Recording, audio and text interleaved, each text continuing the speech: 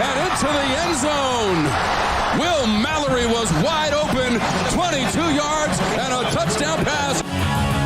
This is 365 Sports, powered by Sikkim365.com. Card will hand it off for Roschon Johnson through the car wash. Johnson stays up. Oh, no, he didn't. Touchdown! That is absolutely insane from Roschon Johnson. 365 Sports is presented by IdealMRI.com. High-quality MRIs for $497 or less. IdealMRI.com. Your health is important, so is your budget. And he'll be satisfied with this play. A beautiful twisting interception in the air by Brian Branch. 365 Sports is also brought to you by Texas Farm Bureau Insurance, protecting Texans since 1952. Levis to throw, and he's picked off! Going the other way is Forbes! And indeed a pivotal play as Mississippi State steals one. Have you subscribed to our YouTube channel? Search 365 Sports on YouTube. Brought to you by TFNB, your bank for life. From the 29-yard line on 3rd and 9. Clean pocket now for Thompson, who will just heave it, and it's caught! Trey Palmer behind the defense. Touchdown, Nebraska! Now here's David Smoak, Paul Catalina, and Craig Smoak. And here we go, another week as we wrap up this week, the month of April. It is the NFL Draft Week. College football spring's, for the most part, over. We will get into Baylor and their quarterback situation. What Dave Aranda said after the spring game on Saturday, that it sounds like they're going to make a decision on who will be QB1 at least after spring and then go from there. And I'm not so sure. They see every snap, every practice. They see all the meetings. I'm not sure that needs to be done, but again, maybe it will be, and then they figure it out from there. But let's start with this. Over the weekend, Jennifer Smoak, Fantasy Football League guru, in Chicago, and was engaged. Daniel Golden, great young man, asked Jennifer to marry him, and she actually said yes. And there she is, showing it off. So congratulations to Daniel Golden and Jennifer Smoak. Yeah, thrilled for her, thrilled for him. They've been together for several years now, and it's been great to have him as, I guess, an unofficial part of the family. But now he'll, at some point in time, be an official part of the family. It's a big deal, for both of them, obviously, and I'm just thrilled. I don't have, I'll have some point probably have to form together some type of a speech or something to say, but right now I am just kind of riding the high from this past weekend and finding out the news, and very excited for my little sister. Yeah, I'll tell you this, I will get to take it to my grave that I beat Jennifer down the aisle, and that is something. Listen, if you had taken Vegas odds when I first met the Smoak family, who was going to get married first, me or Jennifer Smoak? I mean, Jennifer wouldn't have been a good bet. Like, it would not have been. It would have been one of those things where, you're essentially just giving the house your money.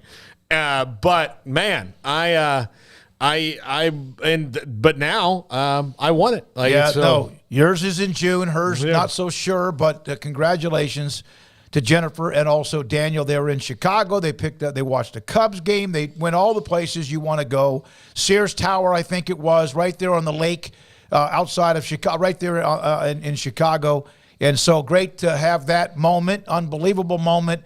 And there's a story behind it when I got a FaceTime call, but we'll get into that a little bit later on in the show. So congratulations to them. Now, Craig and Paul, you guys watched the spring game. I did too. Dave Aranda, after the game, when made the comment that, we're not going to run that yet, Garrett, but made the comment that he's probably going to come out with an announcement of who is their quarterback as far as post-spring. I think this is a completely different situation than it was last year with Shapen and Gary Bohannon to give Gary a chance to move on. I don't know. I guess Shapen being the returning guy and not being able to be at practice. But is it going to be Blake Shapen if you're going to make a decision now? Or if you make the decision and it happens to be Sawyer Robertson, who had some good moments too, do you then lose Blake Shapen to the portal? Yeah, I think that, everything's now a very layered decision that you have to make. And we all know, I saw one practice, that one. I saw spring. And if it were up to me, I would lean more towards the overall potential of Sawyer Robertson, but I don't think what's true on April 22nd has to be what's true on September 22nd and October 22nd and November 22nd when the games count. So I do think that right now Blake Shapen's probably the guy just because he has more of a grasp on everything. But he looked fine, but there were just some things that, he still did, that looked like last year's Blake Shapen.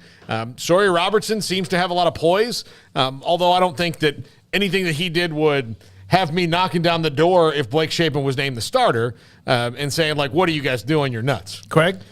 I think it's another eye of the beholder situation, kind of like expansion. If you saw what you want to see, then it confirmed what you were already thinking. If you saw something that didn't line up, then it confirmed. You know what I mean? Yep. There's people that already went into it that already decided Blake Shapen's not good enough and shouldn't be the guy next year. When they walked away, that's what they felt like they saw. And there might have been other people who felt like, he's going to be the guy, but they needed to be convinced. And I don't know that those people were won over. But I think if you were somebody rooting for Sawyer Robertson to get the job, then there's a ray of light. I think if you're somebody who feels like maybe he's not quite ready and Blake's going to be the guy again, then there was just enough to think that, okay, maybe he's gotten a little bit better. But, yeah, there wasn't anything glaringly obvious either way to make me go oh, yeah, that's the dude.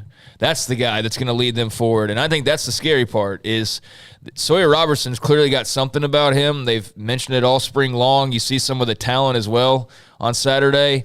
But is he ready yet? Is he ready to be fully thrown into the fire? I don't know. But what I do know is on the other side, this whole thing really revolves around the handling of Blake Shapen because Sawyer Robertson is going to be here, whether he's named the starter or not. He just transferred, so he's not going to jump in the transfer portal again. He's made it clear that he knows he might have to wait his turn.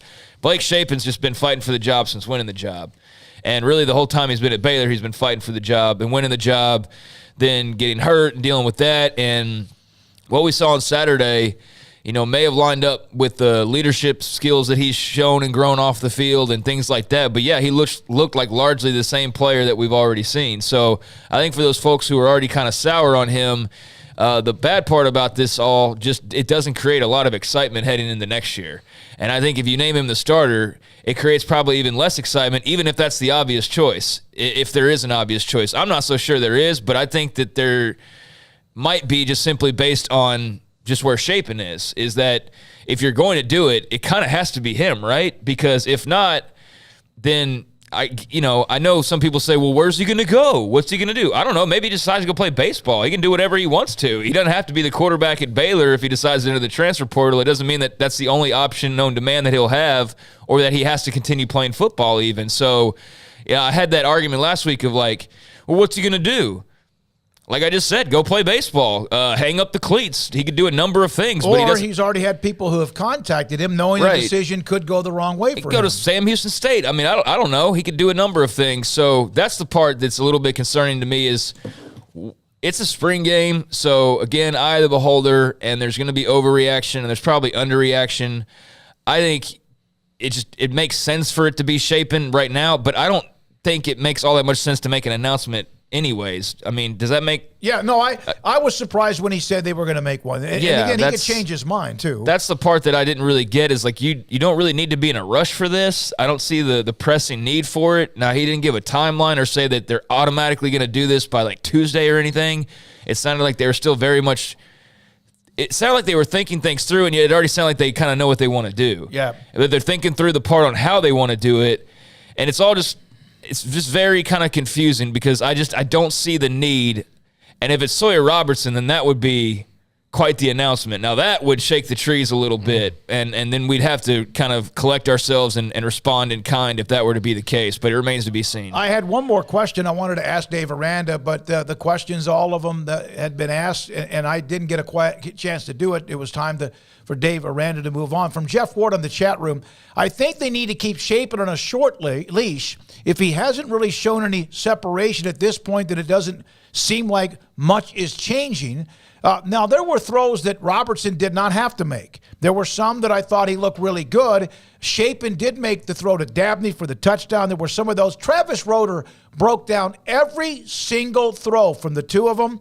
He'll join us today a little bit after 5 o'clock on that. One of the other questions I wanted to ask after I asked the question about last year you made this decision, Shapen over Gary, one, to give Gary a chance to move on.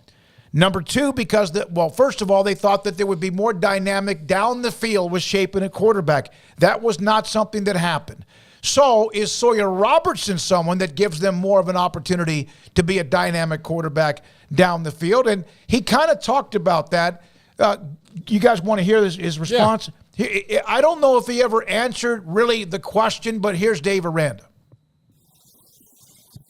When you made the choice of Shapen and Gary last year, it was about the possibility of the offense being more dynamic. Does Sawyer even give him possibly more than that now?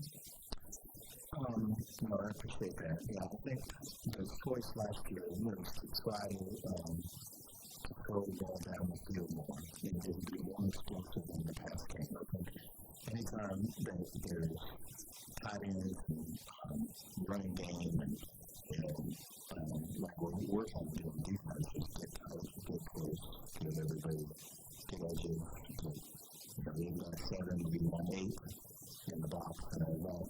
And so it opens up potential big plays. And so that was the thought last year. And I think, I look at Sawyer, I look at this Dory Young, I look at he's got a mark through kind of a spirit that's contagious. And I think it's the growth of the runners is really just going to continue to take off just because I just want to really think. But then, I look at Mike and I look at the season was last year and how disappointing it was. And, to walk around and carry that can be heavy. And to put in work and to make changes and to really kind of confront the things that were holding you back. And to do it in a way to not bring attention to yourself, but really just to focus on the specifics of the thing. It's a way cool thing to see a dude kind of grow up and really mature. And so that's happening right now in the breakaway side of it. And you can see just the feelings and just the whole thing today. And I think that's tied into that. And so I think we're blessed with the two we got. Like I say, RJ got some spark in the two that he was some playmaking ability in there. So we're blessed. RJ has a little bit of that it factor, some of that in his neck. And I had somebody about 2 weeks ago ask about he had heard that he was kind of producing. He wasn't taking any snaps really with ones and twos, but he does seem to have that ability to kind of make throws from different angles. I saw one where he kind of underhanded it. And so there they are. That's Dave Aranda. My other question is, why do you have to make a decision? But I never got to that point. I never was able to get that because my question would have been, in this day and age, do you make decisions if you are at quarterback in spring or following spring? Do you have to take the transfer portal into consideration? And I would think you absolutely do. Whether it's the right decision for someone who might enter the portal or not, do you have to take that into consideration? Yeah, and I think one of the differences with Bohannon and Shapen is Gary, he got another year because of the red shirt and the COVID. He had some stuff, but he didn't have as much time left as Blake does, although that maybe that's not a consideration if you were to do that. You have to consider what's going to happen. Baylor didn't have a quarterback signee in this class. It was very famously didn't because they lost Novosad the day before. So the day before would be generous, like literally seconds before they could have signed him. They essentially lost him, but they don't have. It's not like you can just go, okay, well, RJ Martinez is the backup now if Blake Shapen transfers. So. I think you have to be a little bit more judicious with this decision, and I don't think you really have to make a decision right now because, look, completely impartial in all this, watching, all I saw were two guys that, in Shapen and Robertson that played okay, but there was nothing like I wasn't going to run out to the hilltops and be like, listen, they've got the next Peyton Manning on the roster and they need to play him today. Like that, none of that happened. I saw two guys do okay, and I think that's fine. Although, like Craig said, maybe not thrilling and exciting and anticipation building. No, man. I mean, Sawyer Robertson would be the guy to get the fans excited, but I don't know if that's the right move. All I know is that I was talking to the Austin radio today, and I didn't get into the depths of comparing it, but if you look at Texas right now, they know Quinn Ewers is the guy. They're excited about Quinn Ewers, but they're equally as excited about Arch Manning. Oklahoma, you got Dylan Gabriel, but there's people that are excited about Jackson Arnold. West Virginia, you got a young guy like Marchiol that's coming up the ranks. There's things to be excited about. Texas Tech's got, a pair of guys as far as Shuck, and then, if it's not Shuck, then it's Morton. Or they feel great about either guy. I know that not everybody in the league's like that, but Kansas has Jalen Daniels. Iowa State, we're working through it with Hunter Deckers. But, everybody seems to have a guy or a pair of guys, and I don't know if Baylor's got even a one right now. That you really feel like, let's sell season tickets surrounding this guy. Let's get people hyped up and believe that this year's going to be the year. And I don't think you have to win one for the Gipper and all of that, but there's just a something missing right now. And I don't know if Sawyer Robertson provides that for you and he flips that switch and gets more of that energy flowing. But I do know it's going to be incredibly hard for Blake Shapen to do that, especially in the offseason. So I don't know if it's him, what the point is in announcing it right now. If it's Sawyer Robertson, I kind of get it because then everybody rallies and it's new and it's something, fresh.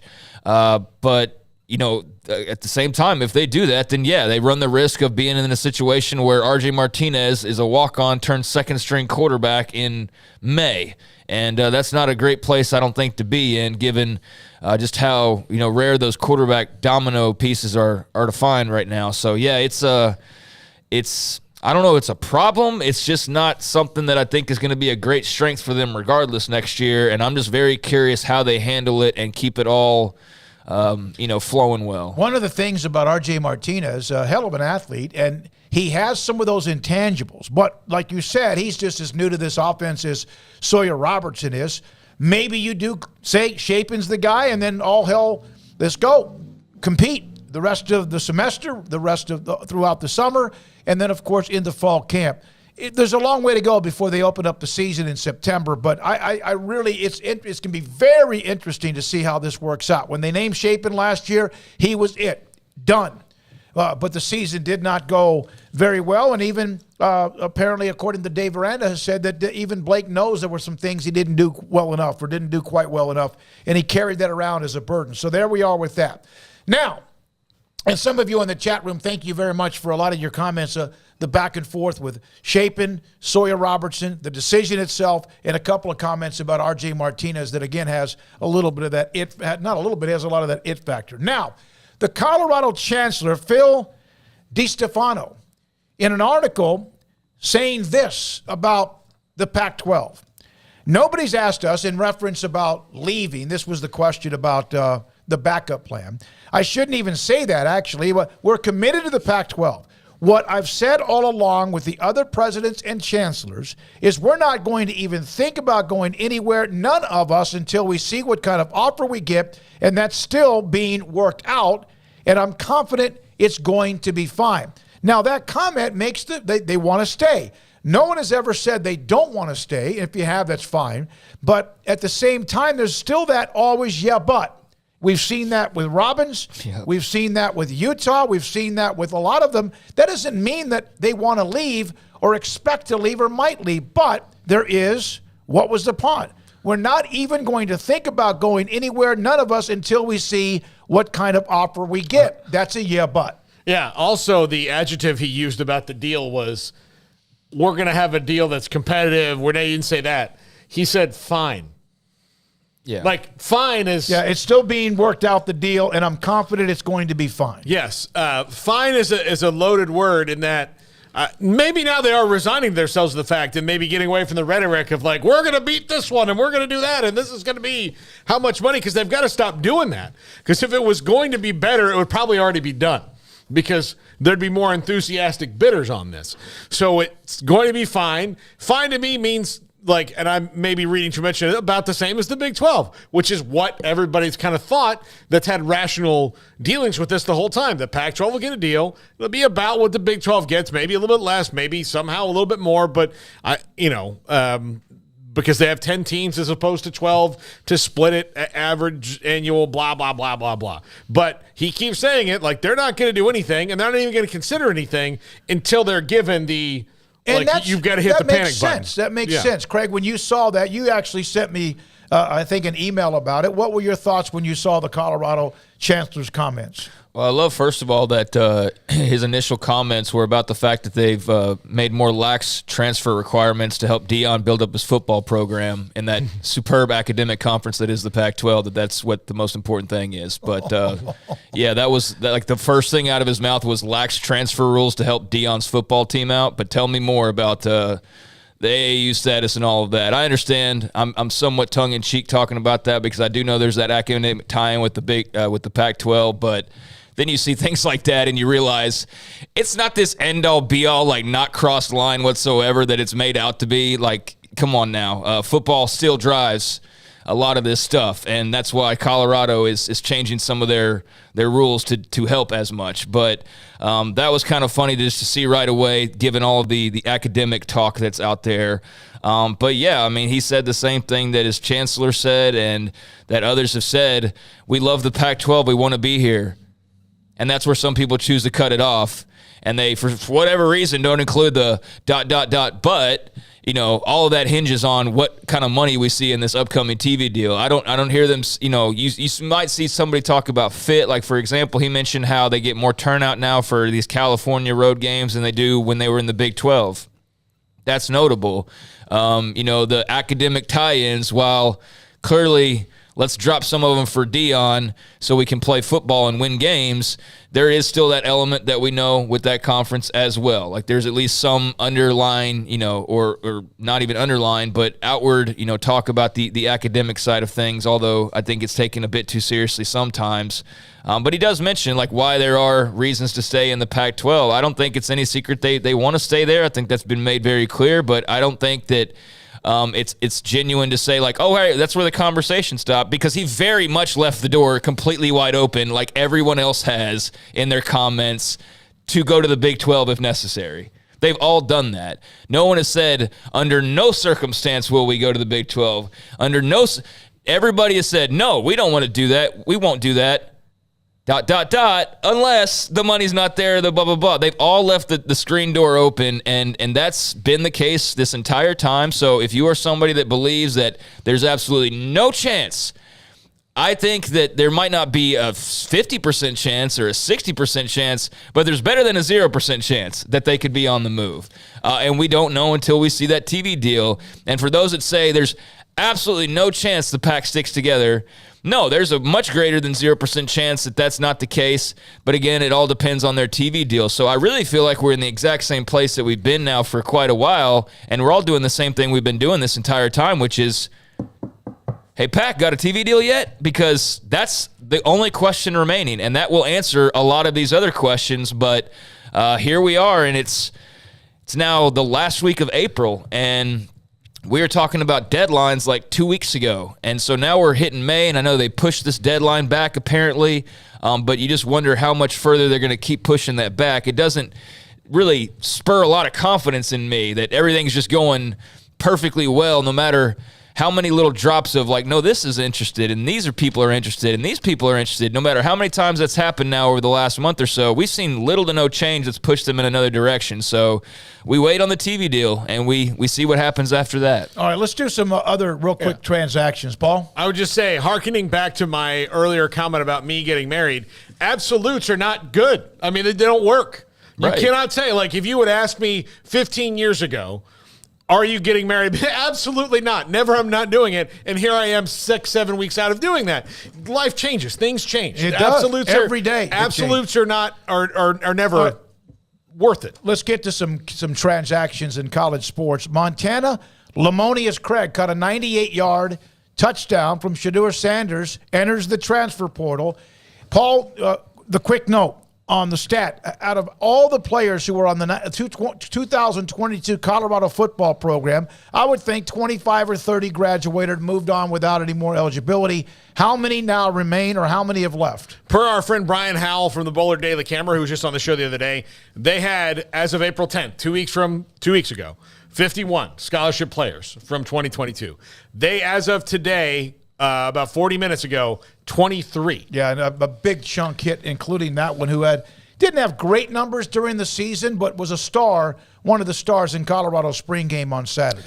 One thing is pushing out a lot of guys, or guiding them in different directions off of your roster, is it does cloud the picture to where you don't know who's picking because of you and who's picking because they are actually just wanting to enter the transfer portal and they're not jiving with the new staff, or they don't see a spot on the roster or want to be at Colorado any longer. It's hard to tell what is Deion created that he's choosing to do and what is, the side effect of him not necessarily being perfect for everybody that's on that roster already. We know he came in and made it very clear that they wanted to clean up the roster, and he wanted to bring in his guys and all that jazz, and his Porsches and his Ferraris headlined by his son and everything, and that's all fine and well, but you are talking about well over half your roster that's now been flipped.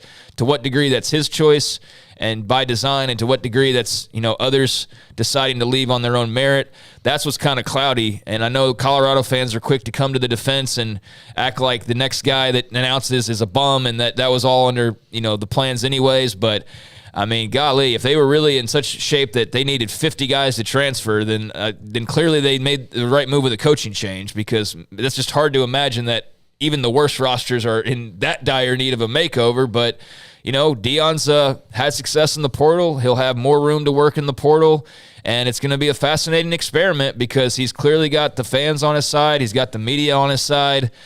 He's got his players, that are still around on his side, and how that translates into on-the-field success in Boulder, that's the big thing that we're all now wondering and waiting to see. Some believe that it'll crash and burn. Some believe that it's the next big thing, and who really knows until they hit the field. But it's a fascinating thing going on in Boulder for sure. One more football note, two more real quickly. TCU got Dylan Wright, wide receiver from Minnesota, and then Bear Alexander has committed to USC and Lincoln Riley. He was a star in high school, went to IMG Academy, has bounced around a little bit. He then went to Georgia, was a part of the national championship team, a very disruptive player. He has committed to USC, a stud player. Some of the concerns are, is he always looking? And is he kind of always bouncing around? Well, he has, but he is a heck of a player, and he has picked Southern Cal to play college football this upcoming fall. Well, that's a position of need for them. So hopefully he starts for them. Yeah, man, that's a big get for USC. They clearly need help as much as they can get on defense. So that's a big name and a big, guy with some star power behind him that should help. And then Dylan Wright, TCU's wide receiving core next year is basically going to be all transfers. So we'll see how that works for them, and if that's the new way to go for the Frogs moving forward. We appreciate you joining us every single day, 3 to 6 Central, plus whatever you can get with the replays afterwards. Coming up next, Ross Tucker on the NFL Draft from the Ross Tucker Podcast. And this is before we break, let's hold on. Paul, real quick. Yeah, we'll ask Ross Tucker about this. First rattle of the box. Aaron Rodgers' deal is done. To the Jets on this week of the draft. This is 365 Sports. Your springtime experience begins during the Jeep Celebration event this month at Allen Samuels in Waco. Save big and get a 2023 Jeep Grand Cherokee Limited with total values up to $5,500 on both 2- and 3-row options. Or if that isn't enough, get a 2023 Jeep Gladiator Sport with up to $5,000 in total values. Plus, first responders get an extra $500. If we don't have exactly what you want, we can help you build the new custom Jeep of your dreams at Allen Samuels in Waco. The future's bright, the time is now. College is what you make it. It's a late night pizza run and all-nighters coding a new project. It's having big dreams and making them a reality. It's a professor who knows your name and your story. It's preparation for your future, your calling, your life. And at Baylor, it's even more. Baylor, where lights shine bright. Aaron Duvall, owner, Texas Beef House. Aaron, it's premium grade East Texas beef, and you're located just outside of Tyler. No hormones, no antibiotics, no steroids, the kind of beef that people want. And then also your label is what catches people's attention as well. Yes, we have a all-natural, pasture-raised Wagyu beef. It's a USDA label. That means our cattle never spend any time in the feed yard. They go straight from the pasture to the day of harvest, and we oversee the whole process from the beginning of the genetic choices when we make these matings to the time the calves are born, to the feed choices, all the way through when the animals are harvested. So we oversee the whole thing as a family, and we just believe, life's too short to eat average beef. So we offer people a chance to step up their game and try Wagyu beef at TexasBeefHouse.com. Where is the best beef in Texas? Your house. When you order from Texas Beef House, unleash the flavor of Texas-raised Wagyu. From our pasture to your plate, TexasBeefHouse.com. How did Edward Jones become one of the biggest financial service companies in the world? By not acting that way. Financial strategies, one-on-one advice, it's a big difference. And that's why Brad Wilson, your Edward Jones financial advisor, makes sense of investing. Experience the difference for yourself. Brad Wilson, 250 Sharon Drive in Woodway, 254-776-4337. Edward Jones, member SIPC. There are 26 letters in the alphabet, over 600,000 words in the dictionary, and just 3 of them said together can change everything.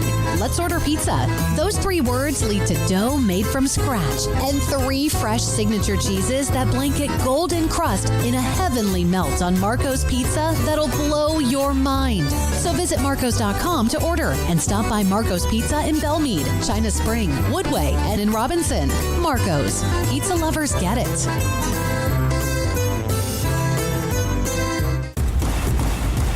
Petty Clinic Men's Healthcare in Woodway is now proud to offer you men an exceptional weight management body sculpting product called semaglutide, also known as Ozempic or Wegovy. Semaglutide is an FDA-approved weight management medication.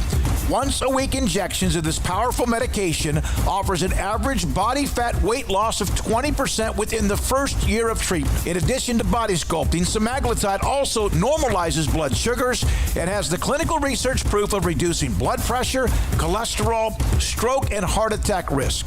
If you're like most men and you have stubborn fat that will just not respond to typical diets and exercise, then help is finally here.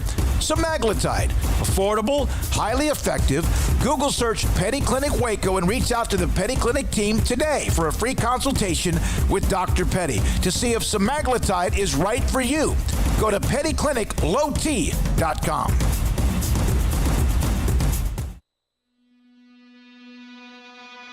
This is 365 Sports. The 3 o'clock hour is sponsored by Waco Custom Marketplace. Meats, sweets, Texas treats, and a cut above the rest. 425 Lake Air Drive, Waco.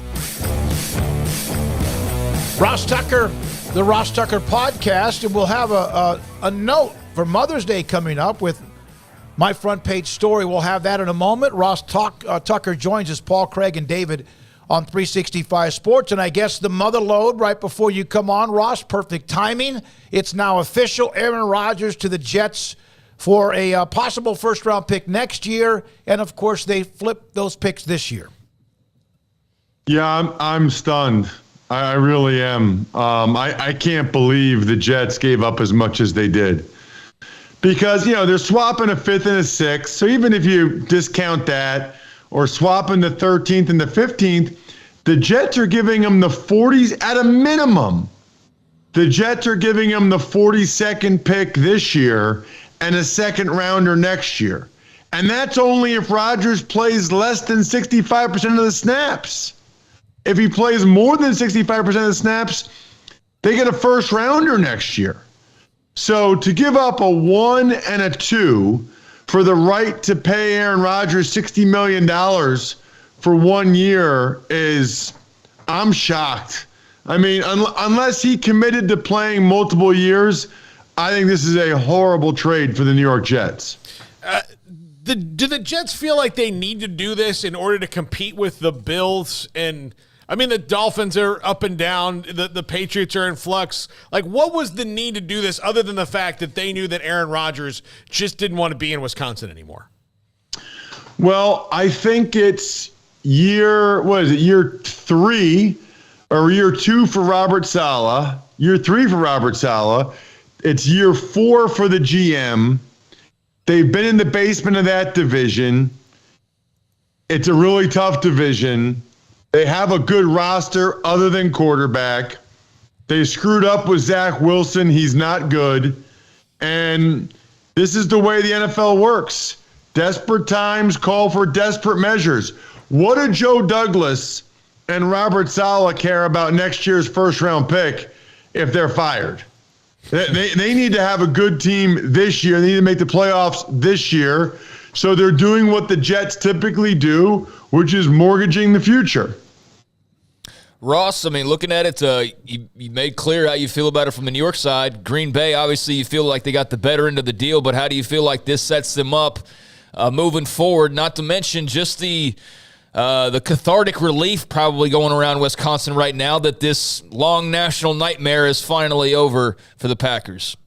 Well, a couple things, right? Number one, a lot of people were really ready to move on from Aaron Rodgers. They were kind of tired of him. I don't know that was really the case with Favre back in the day. So I think that's a positive. The other thing is, I think there was some concern over whether or not Brian Gutekunst, the Packers GM, really knew what he was doing. He nailed it. This is a great trade for Gutekunst and the Packers, and Packer Nation can feel really good about the haul they got, about the GM they have. Now they just got to hope that Jordan Love's good.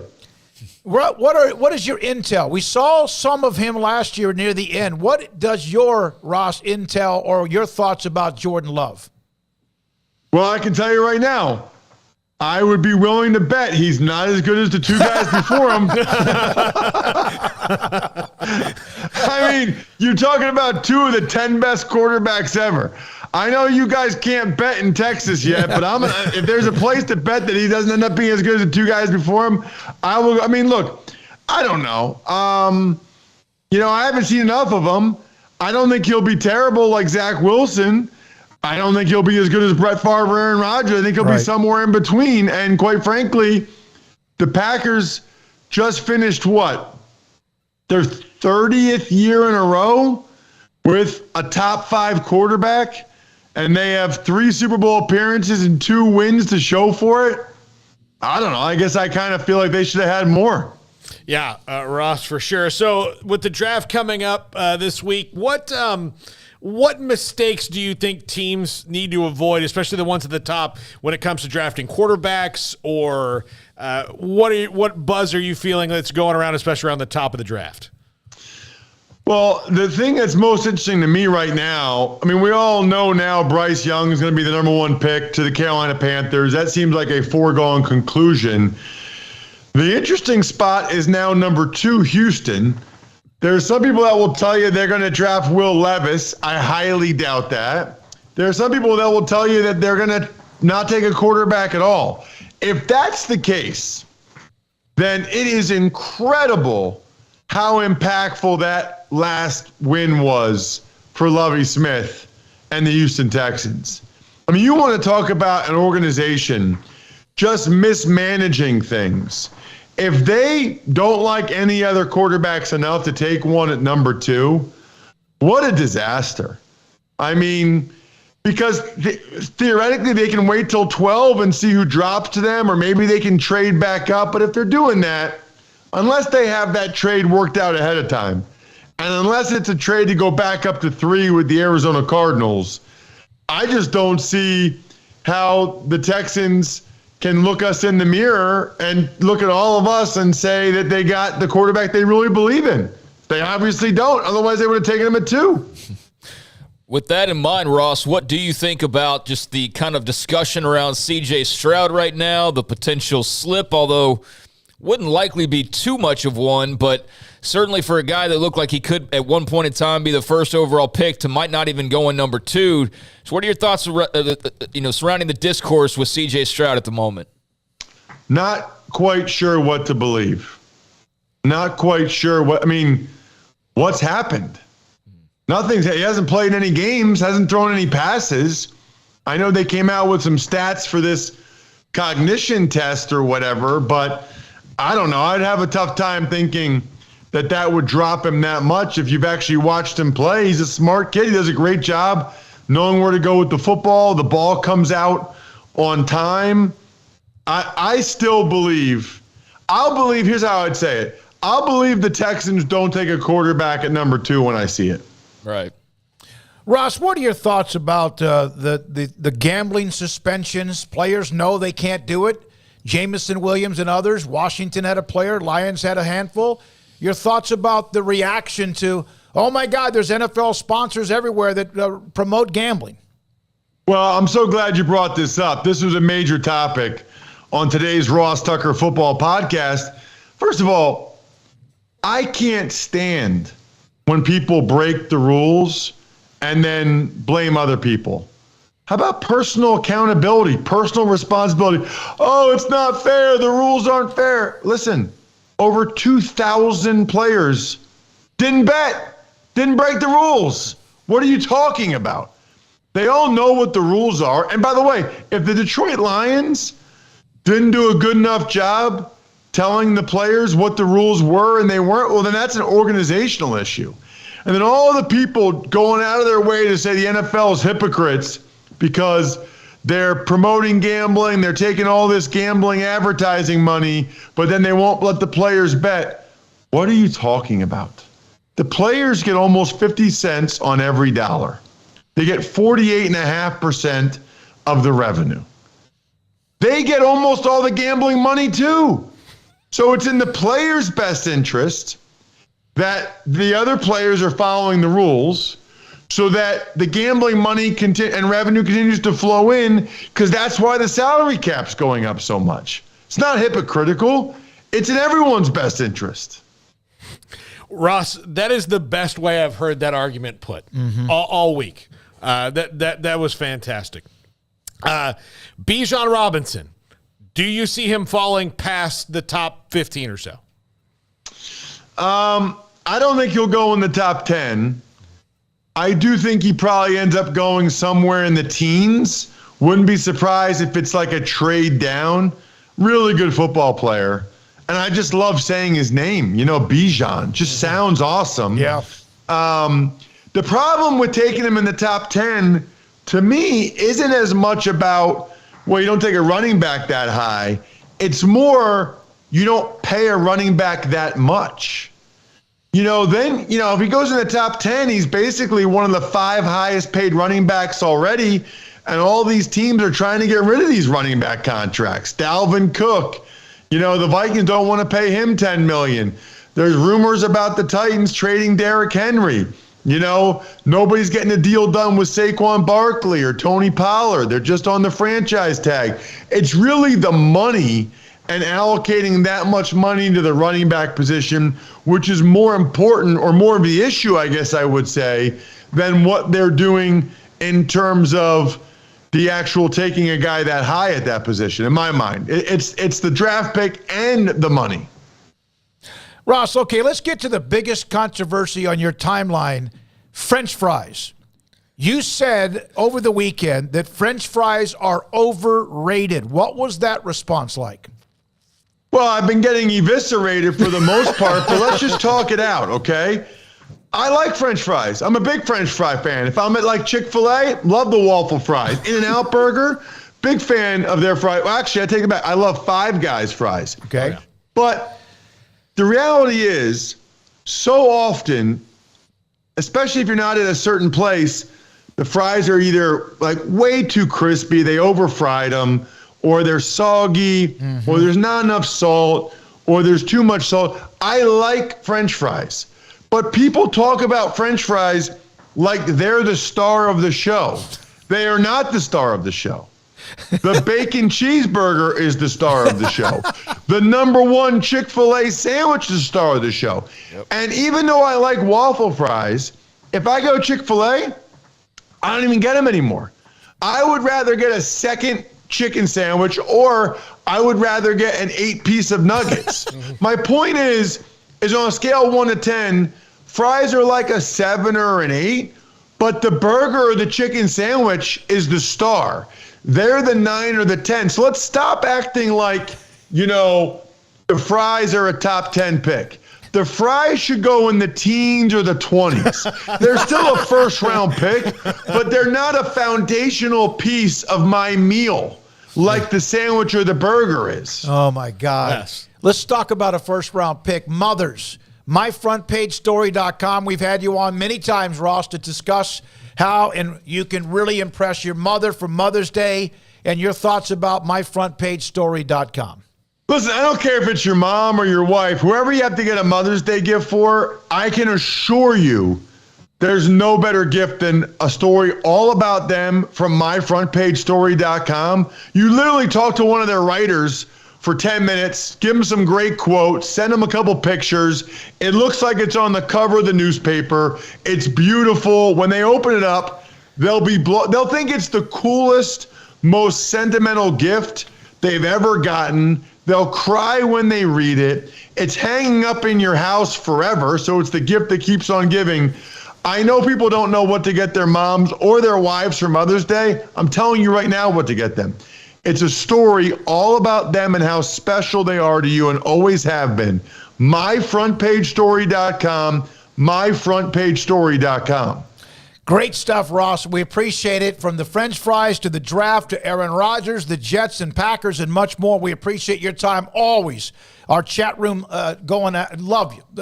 You did a great job as always. We appreciate your time. Thanks so much for having me, guys. Always. I love it. Ross Tucker, myfrontpagestory.com from the Ross Tucker podcast, a part of, in fact, he does a lot of shows and is one of the go-to guests anytime, NFL or more. Now, myfrontpagestory.com. You can go on there, and as he said, it doesn't take long, 10 minutes or so, a couple of pictures, and they'll build it for you. A couple of other notes when we come back, a couple of basketball notes. Great news for UT on someone that if they would have lost him based on who else was going to leave anyway, man, they also picked up a commitment. Also, Oklahoma State guard Avery Anderson made his story. He'll stay inside the Big 12. This is. And Baylor kind of had a decision come down the pipeline as well. Oh, with Jalen Bridges? Yeah. Yeah, with Jalen Bridges. This is 365 Sports. PettyClinicLowT.com. Dr. Kent Petty can help you become the high-performance man you want to be, need to be, and used to be. What does that mean? As you grow older, there are things that can happen to your body inside of it, including your testosterone levels can drop. Petty Clinic can also help find out if testosterone is why you're not sleeping as well. You're not as focused and you don't have the same energy, or your sex drive is not the same. 1 out of every 4 men have symptomatic issues of low testosterone, and Dr. Kent Petty can help you out by contact them. They'll set up for you to get your blood work. You go get the blood work. They take care of all of that. He gets the results. And if your testosterone levels are too low, he can put you in a program to increase your testosterone levels so you can be the high-performance man you want to be. It's a private clinic, atmosphere, catering to men, complimentary ESPN on TV, sports magazines, water, soft drinks, and it's affordable. $165 a month, includes the lab work, office consultation, testosterone injections, and follow-up visits. It's going to cost you $300 or more, and you have to drive to Austin and Dallas for the same type of help. It's Dr. Kent Petty, PettyClinicLowT.com. Dozens of 2023 Buicks are on the lot and priced to move at Richard Carr Buick. A prestigious luxury SUV without the luxury price. Experience the quiet escape and premium drive of a Buick SUV on a test drive today at Richard Carr. Right now, qualified buyers get a 2023 Buick Encore GX at 3.9% for 60 months, plus save $1,000 dealer discount or save $3,500 on a 2023 Buick Enclave Avenir in stock. See dealer for details. Count on us, a dealer to trust. At Richard Carr in Waco, Texas. Pizza, burgers, and Bears football. There's no place around Waco that serves them all other than Bubba's 33. Come show your green and gold and enjoy some of Waco's best food and beverages while watching your favorite team, the Bears. When real Bears fans get hungry, Bubba's 33 is the #1 spot for ice-cold drinks, hand-stretched, stone-baked pizzas, and bacon-infused burgers. Join us for indoor or patio dining. Bubba's 33, Waco's restaurant and proud supporter of Baylor Bears football. Sick 'em, Bears. At Ideal MRI, we feel blessed to be a part of the Waco community. We're a small family business right here in Central Texas, and our goal is to bring down the cost of healthcare while maintaining high quality. At times like this, the cost of healthcare has never been more important, and unfortunately, significant illnesses and injuries still occur. That's why Ideal MRI is open and here to serve you through the difficult time. We offer premium MRIs just like a hospital with state-of-the-art technology and specialists, but you'll pay less. Sometimes thousands of dollars less, whether you're using insurance or not. At Ideal MRI, we accept most insurance and there are no hidden costs, even offering financing if that's needed. Everything included in the price, and you'll not get something as a surprise in the mail later on. If you need an MRI, ask your doctor about Ideal MRI. They'll know. You can schedule an appointment safely from home online in minutes at idealmri.com or give us a call, 833-IDEAL-MRI, idealmri.com. Baylor Scott & White Southwest Sports Medicine and Orthopedics, the team physicians for Baylor Athletics, diagnosing and treating all sports-related injuries, including concussions. These specialists also provide orthopedic services for athletes and non-athletes alike, whether it's knee or shoulder pain, a wrist injury, orthopedic spine care, and even an arthritis and total joint clinic. Trust the doctors Baylor Athletics trust. Baylor Scott & White Southwest Sports Medicine and Orthopedics wants to get you back in the game.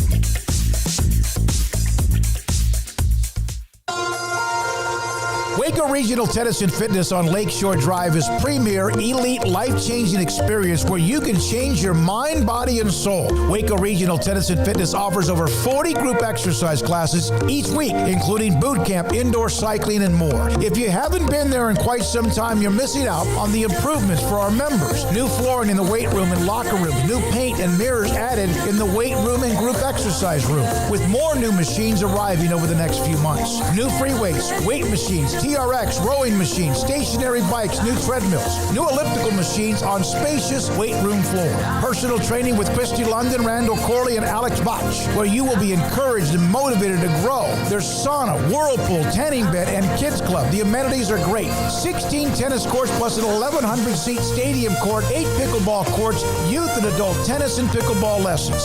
Visit our website, wacotennis.com, or visit Waco Regional Tennis and Fitness on Lakeshore Drive in Waco.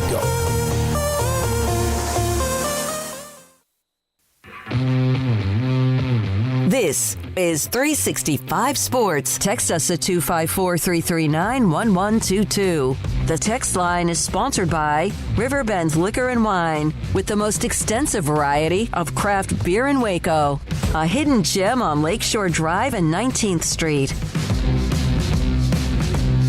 One of the newest members of Baylor's football program is Byron Vaughns, and had a chance to visit with him. We'll have him in the 4 o'clock hour here on 365 Sports. He's a very dynamic personality and may give them a little oomph off the edge when he arrives on campus in June.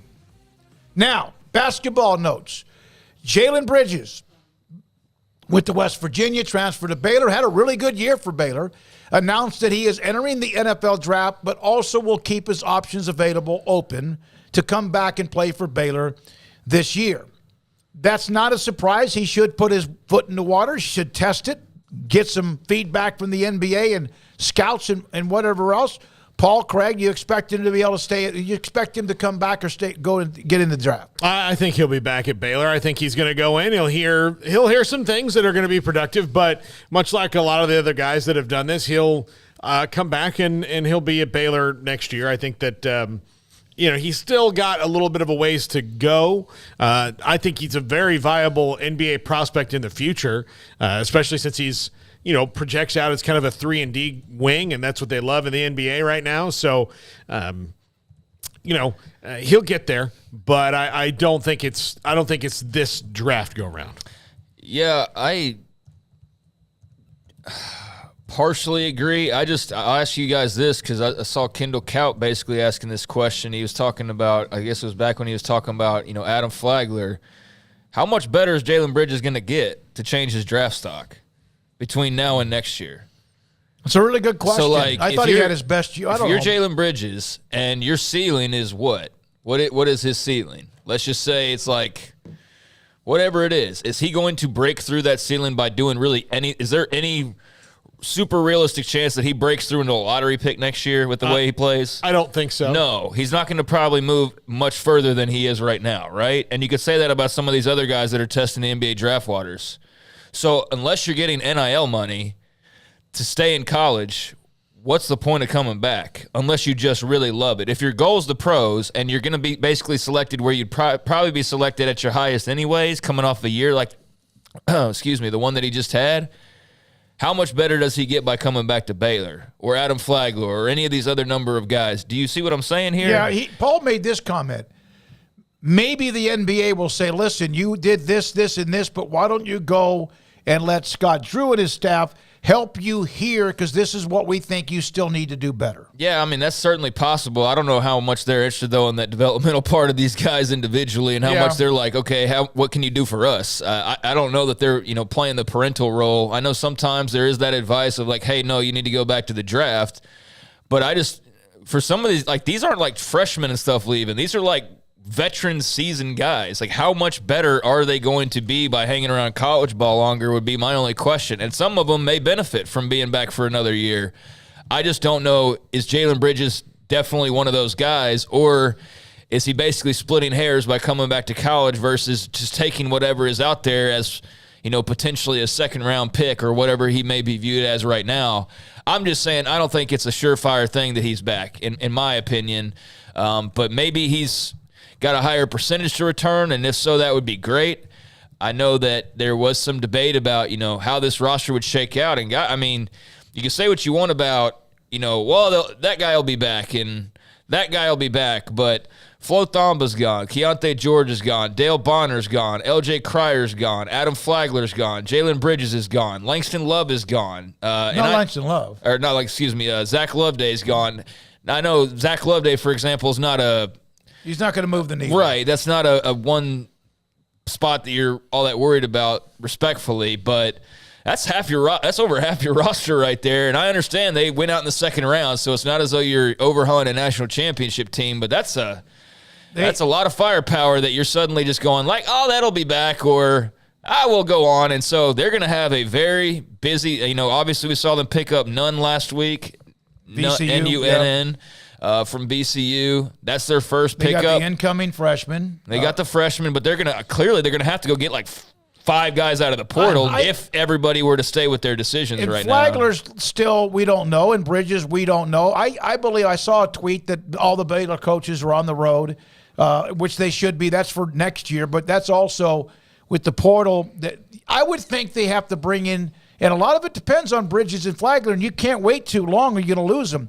Kind of what I was told was that, listen, there's probably 50 players in the portal that want to play for Baylor. I'm talking about among the top 50 players, a big, large chunk of them. And that you're kind of handcuffed in a little bit because of the decisions of Flagler and Bridges. And yet, there are some that understand it and can go anywhere they want and are willing to wait because they're that good that when they want to go somewhere, no one's going to tell them no. Yeah, that's true. That's one of the benefits. That has to be what they're relying on. Well, one of the benefits that Baylor has is they are one of the premier teams right now. So sure. they don't have to scramble as if they were, Boston College right now, trying to get a guy to make themselves better for next year because the coach is trying to save his job. The coaching staff, nobody's going anywhere. Everybody's happy. They can. They know that they're going to play for Coach Drew. They know they're not like auditioning and trying to save a guy. They're not. So yeah, they've got that, but they do. They need to move in the. May 31st is the NBA draft withdrawal deadline. That's a long way from now. Yeah, I would say though, like this team maybe lacks a little experience, and if they go into next year without some big changes, then they're not going to be considered at the top of the Big 12, competing with Kansas and Texas and probably Houston, for all those, for the spot in the championship. But I do think that building more towards where they can have a veteran team is what's going to work for them long term, because that's why they won it when they did. They were a veteran team. This team did not really have that much time together this last year. If you think about it, the lineup that they had, and that's college basketball now, but the more that you can get a veteran team that most of the core guys are together for a long time, the better shot you have to make deep runs year after year while those guys are there.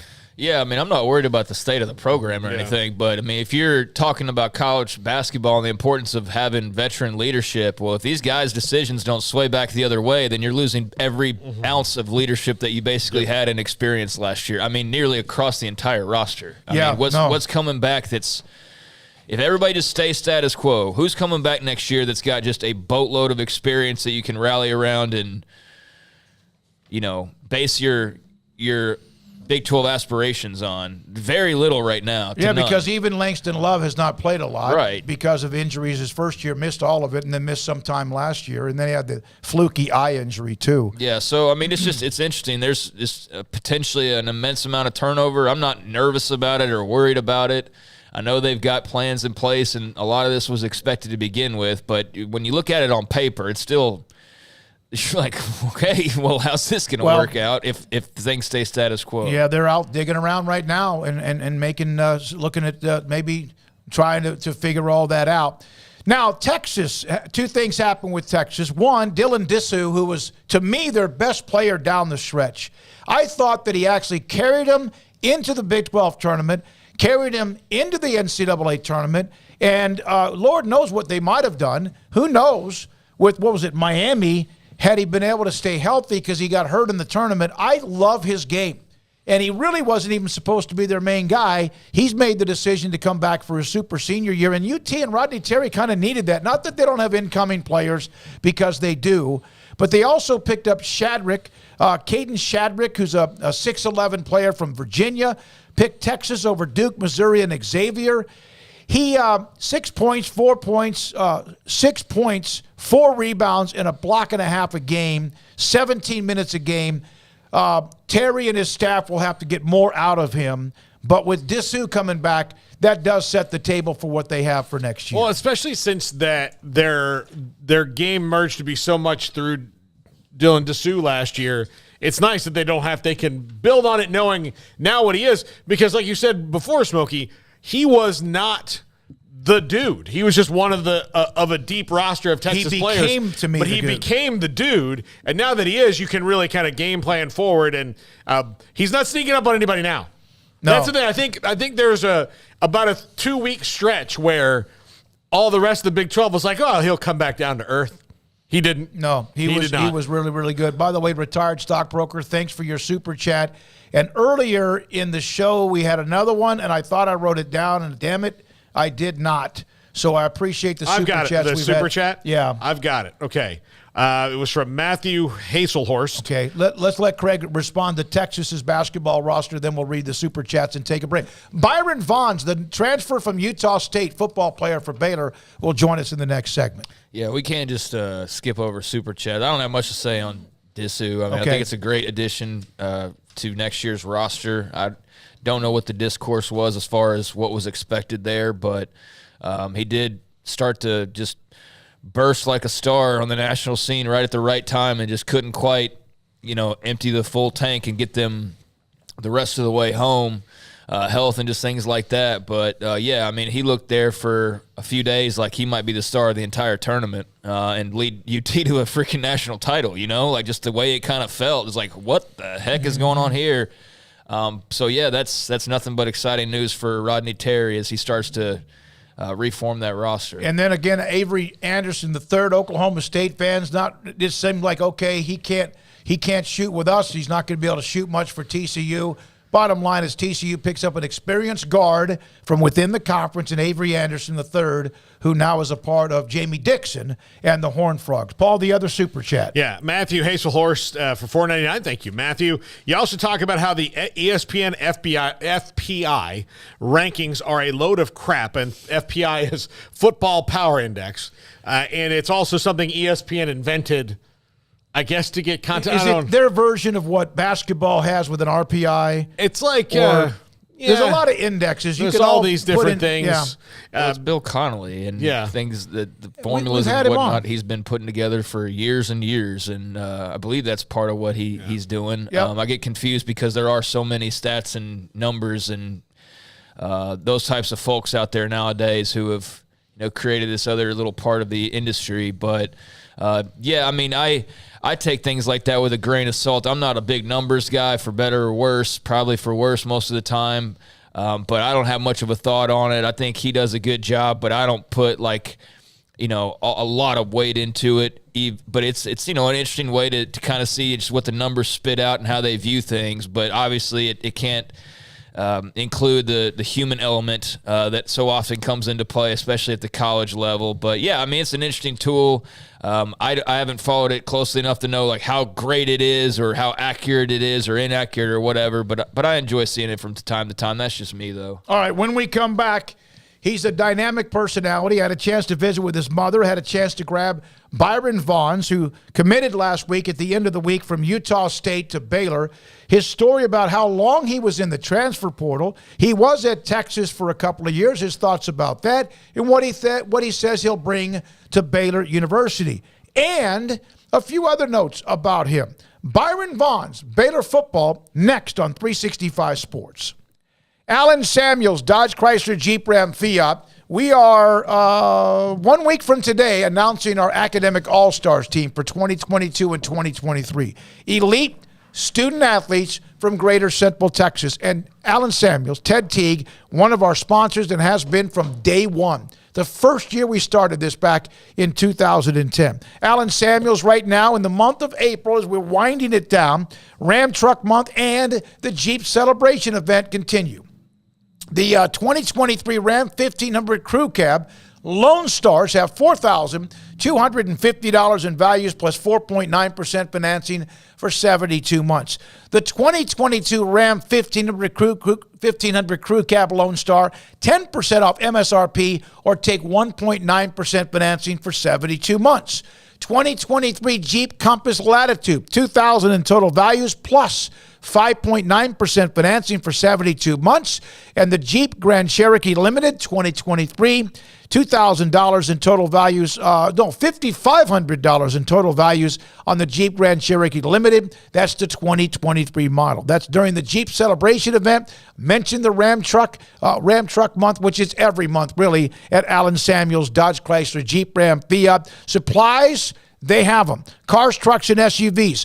Over 300 new cars, trucks, and SUVs, and arriving daily. Also, they're looking for pre-owned cars that are in great condition to help maybe let you get that option of trading up into something even nicer and better. It's Alan Samuels, Dodge Chrysler Jeep Ram Fiat, Ted Teague and staff. They're great at what they do. Loop 340 and east of 84 in Waco. TFNB, your bank for life, is the official local bank of Baylor Athletics. Find out why more Central Texas are making TFNB their bank for life. Sign up for our Edge checking and savings accounts to earn interest or cash back. With 5 convenient locations and an award-winning mobile app, banking has never been easier. TFNB, your bank for life. Member FDIC. In Texas, there's pea-size hail and baseball-size hail. Guess which one hit our house? We didn't even know where to begin, but we called our Texas Farm Bureau insurance agent, and he was so reassuring. He knew exactly what to do to get our house back into shape and our lives back to normal. Now, we're even more thankful for the roof over our heads. Stop by and see our agents at one of our 3 McLennan County locations. Coverage and discounts are subject to qualifications and policy terms and may vary by situation. Boots add protection. Good boots help you climb better and move forward faster. And when your son or daughter steps into the boots of a U.S. Army officer, they also learn how to lead. In these boots, they'll gain more confidence with expert training in one of more than 150 occupational specialties. In these boots, they'll stand a little taller and lead a team with diverse backgrounds and areas of expertise to successfully accomplish whatever challenge comes next. In these boots, they'll earn respect with valuable experience from day one that will give them solid footing for success into the future. Highly qualified candidates who earn a spot on our team can receive comprehensive health care coverage, college tuition assistance, and a bonus of up to $40,000. See all the things your son or daughter can achieve in our boots at GoArmy.com. U.S. Army Waco Recruiting Company, 254-598-8131 or 254-776-1543.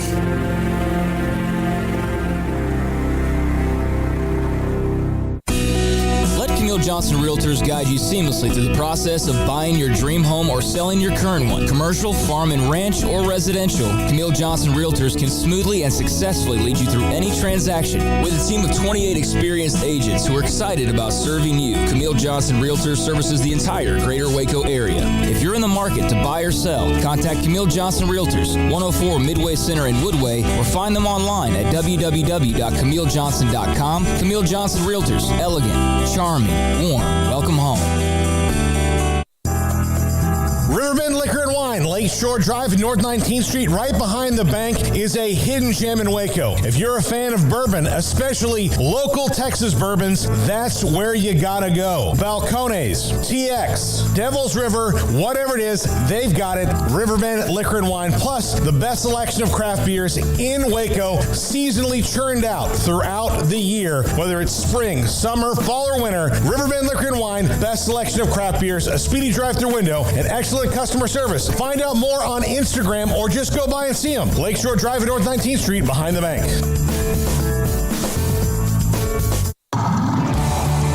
Waco Custom Marketplace is your hometown grocery store with a full-service butcher shop and bakery. Hi, this is David Smoak. The butcher shop can take your customized orders for seafood, pork, and poultry and custom cut your favorite steaks from bacon wrap fillets to T-bone to bone-in ribeyes. Cut specifically the way you want. They have Norwegian salmon fillets, catfish fillets, sliced ham or turkey and lunch meat, variety of cheese available, and several options of sausage links. Fresh chicken breast or whole chickens, sliced bacon, pork chops, ground beef, marinated beef, and chicken fajitas, and always large briskets available, plus fresh vegetables. So the great product, customer service, and family tradition of the Bauer family continues at Waco Custom Marketplace, open Monday through Saturday. A full-service butcher shop and bakery available. Waco Custom Marketplace, 425 Lake Air Drive in Waco, or WacoCustomMarketplace.com.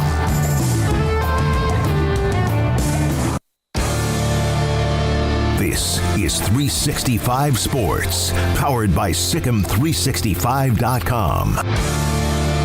The 4 o'clock hour is sponsored by Boozer's Jewelers, the wedding ring store, specializing in custom jewelry and repair, all in-house.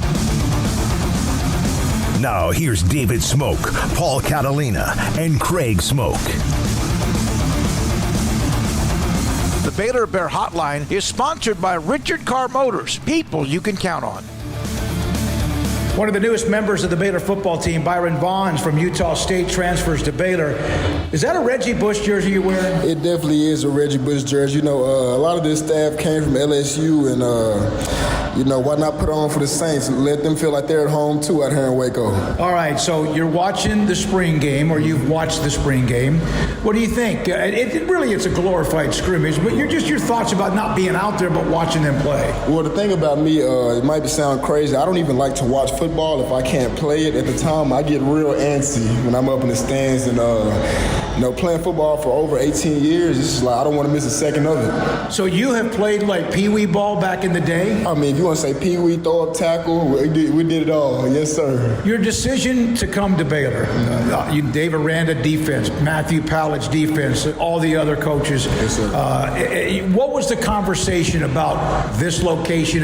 Because you could have gone a lot of places. Well, to start off, Coach Aranda, the first thing he said was person over player, and you don't really hear a lot of coaches say person over player and say that you're a human being before you're a football player. So right when he said that, I'm like, this is home, because he wants me to be a better person before I can be a better football player. He thinks that it's a 2-for-1 special. Did you watch much of them 2 years ago when they played defense? You didn't get a chance. Well, you're playing, so you got your own thing doing at Utah State. But they had a defense that was just unbelievably good. He needs more disruptive players. Explain, or maybe let people know how you play. Well, I saw this interview once that best explained that if you put a giraffe in a Camaro or SUV, that's what type of player I am. I might look like I'm hectic at times and a little crazy, but You know, football is this is my mindset on football. I get to go out for a few hours and disrespect a grown man in front of his family. And it's legal. It's legal, yeah. So you were in the portal for a long time. Yes, sir. 4 months or so. Mm-hmm. What was that like? You know, at times it had its up and downs. You know, getting all the love and support at first definitely is a high, but then, you know, once it gets kind of dry, it's you got to remember who you are. And being at home with family was one of the biggest things that I can say that helped me get through the transfer portal. So did you ever get close to committing to somebody else and during that time, and what kind of kept that from happening? Just not being 100% sure on if that's what I wanted to do or if that's a school I wanted to commit to. So I knew Baylor was a great option. So I had to wait it out, and I knew God had plans for me, and everything that happened throughout the process was just meant to be, and I accepted it for what it was. Do you feel like your commitment coming right before the spring game is kind of like a little lift, just kind of a perfect timing? For the coaches, yes, sir. I don't know how the players look at it, you know, committing before the game, but I told them, so I said, hey, if y'all need a tap on the head, I'll run out on the field. I mean, we switch uniforms, you know, so I don't look at it too much as a big thing. I'm just ready to get to fall camp, summertime and fall camp. You're going to be here in June? Yes, right. Eastern Hills High School in Fort Worth. You were a Texas player for a while. Yes, sir. Then to Utah State. And you mentioned being back home. How much of that came into your decision too? Well, you know, my 4 years in college, his first 2 years at Texas, I didn't get much playing time, and you know, it feels good to have your parents in the stands, but when you're not playing, it kind of hurts. And being up in Utah, I mean, that was a 22-hour drive and probably a $1,500 ticket for each person. So being close to home is, I'm going to take advantage of every opportunity I can and try to get them down to the games in the best seats they can. Utah State's a pretty good football team. I know not always, but you enjoyed that experience. What was the best part of playing for Utah State? The best part of playing for Utah State was meeting 26-year-old freshmen. Oh, yeah, because of the mission. Yeah. Yes, sir. And just seeing those guys and they're older. I mean, sometimes you're around 28-year-olds, and their wisdom, just being a human being, like Coach Rodgers said, is definitely something that I took into play. Blake Anderson, the coach there, he's got some ties to Central Texas. He went to high school close by and was at Baylor, and then, of course, Arkansas State, and then where he is now. What have they told you? Outside edge, jack? I mean, there's all sorts of names they call positions these days. Yes, sir. So it's actually the jack position, and then that's when it's 3 down front. I'm playing like an outside backer. Mm-hmm. And then defensive end in the 4 down front. So like a 5x6 odd technique. So you have not been a part of any spring drills, is that correct? That is correct. What's that like, since you don't like watching football unless you're playing football? Well, that's the thing. Even though I'm at home right now and I've just been working out, I'm actually working out with this guy named Coach Tuck, and my motivation is I'm working out with over 20 NFL players. I walk in, I see Ezekiel Elliott, Jamar Chase, Sauce Gardner, and that's really my motivation. Even though I'm not playing football right now, never forget your goal. Do they say much to you, or is it just kind of like off to the side? It's kind of off to the side, but the defensive linemen that I'm working out with is a few of the Cowboys, the guys from the Cleveland Browns. They're the ones that are telling me, like, look, even though you're home right now, you might not be playing football or doing what you love, just remember you got a few more months until you're back to doing what you love. Your mom and I have traded some text messages. She said, you're going to love his personality, and I can tell that already. She also said one of the things you learned in Utah, which makes sense, is snowboarding. Yes, sir. How hard or how long did that get to be before you were comfortable? So the first time I went snowboarding, I fractured my tailbone. Okay. And I'm actually missed practice, and I didn't tell my coaches. I said, I'm the type of person that when I get defeated, I'm going to find a way to come out victorious. So even though I wasn't practicing at football practice, I went and got me a butt pad to go snowboard. So I have a video. It probably took about 2 to 3 weeks where I was just until I really got into it. But none of that now. You can't do that anymore. You gotta kind of calm down between now and when you get on campus. Yeah. So now I'm an outdoorsy person. So now if I can find some horses in Waco or some people that need horses, that need help on the farm, or I'm a hands-on, dirty guy. Yo, there's plenty of ranches around this area. You're going to find horses, cattle, whatever you need. You and I I spoke with you earlier. I was playing golf, and you do enjoy a little bit of the round ball. It's crazy. I actually was looking at this video on Twitter. And the date from my swings are, let me see. It took me 2 weeks, and this is proof right here. It took me about 2 weeks to get a decent swing down. I can't say I'm a professional golfer, but where is it at? Oh, you've got it on your Twitter feed? It's on the Twitter feed. So this is when I first snowboarded. Okay. And this is when I fractured my tailbone. You need to erase that one. Now, here it is, right here. Yes, sir. Here's a swing right here. This is day one. Okay. Oh yeah. So that was January, February, March 28th, and then let's go. Okay, pretty good stance. Mm-hmm. Let's see how you keep your head down. This is my biggest thing right here, is keeping my head down and keeping that forearm flat. Yeah. Put a load. There you go. Slow. Okay. Yeah. There you go. Hold on. That's okay. Let me go find it. But no, golfing is something that you pick up on your free time. You know, it's real relaxing and competitive. Are you like hooked to it? I am. You know, once I learned I couldn't hit that ball as like I thought I could as many times as I could, I'm just like, okay I got to get it down. All right. Ooh, this is slow motion. Slow motion. Yeah. Decent? Yeah, you did Decent? okay. Yeah. I mean, because of your height, it's, you got to find the right kind of clubs. And you got to keep that upper body a little more steady. Yes, sir. But other than you hit that pretty well. Yes, sir. So what does this mean to you? You got this out of your way. Is it a relief? What does all this mean for you and your family? It's definitely a big relief for all of us because, being in the portal is something that is, like I said, it has its ups and downs, and getting towards the end of the portal, didn't know what I was really going to do, but God had me covered the whole time, and that's just something that I'm forever thankful for. Did Baylor contact you right away when you entered the portal, or has it kind of been a late surge? Yes, it was a late surge. Probably talked to me about 2 weeks ago, a week or two ago, and coming back to the Big 12, we got some arch nemesis. I'm not gonna say any names, I wonder who that might be, at least for a year while they're here. What's crazy, I actually play a friend we play Utah, I play Cameron Rising. Mm-hmm. I play Daniel Greshik over at Cincinnati. I play AJ Von Bachon at BYU. All of my friends have left Utah State, and I'm playing them this year. So I feel like, God put everything in the situation. Cincinnati, Utah is a non-conference. It's going to be a tough game. Boy, they're good, too. They're really, really good. You have 1 year left? Yes, sir. 1 year left. Yes, sir. And you're going to get everything you can get out of them. So what overall, tell me or let me know something about you. Snowboarding, golf, is there anything else that maybe someone doesn't know about you? I have my own brand, and my brand is, I have DOG, which stands for Do All With God, and then I started another brand called Underdog.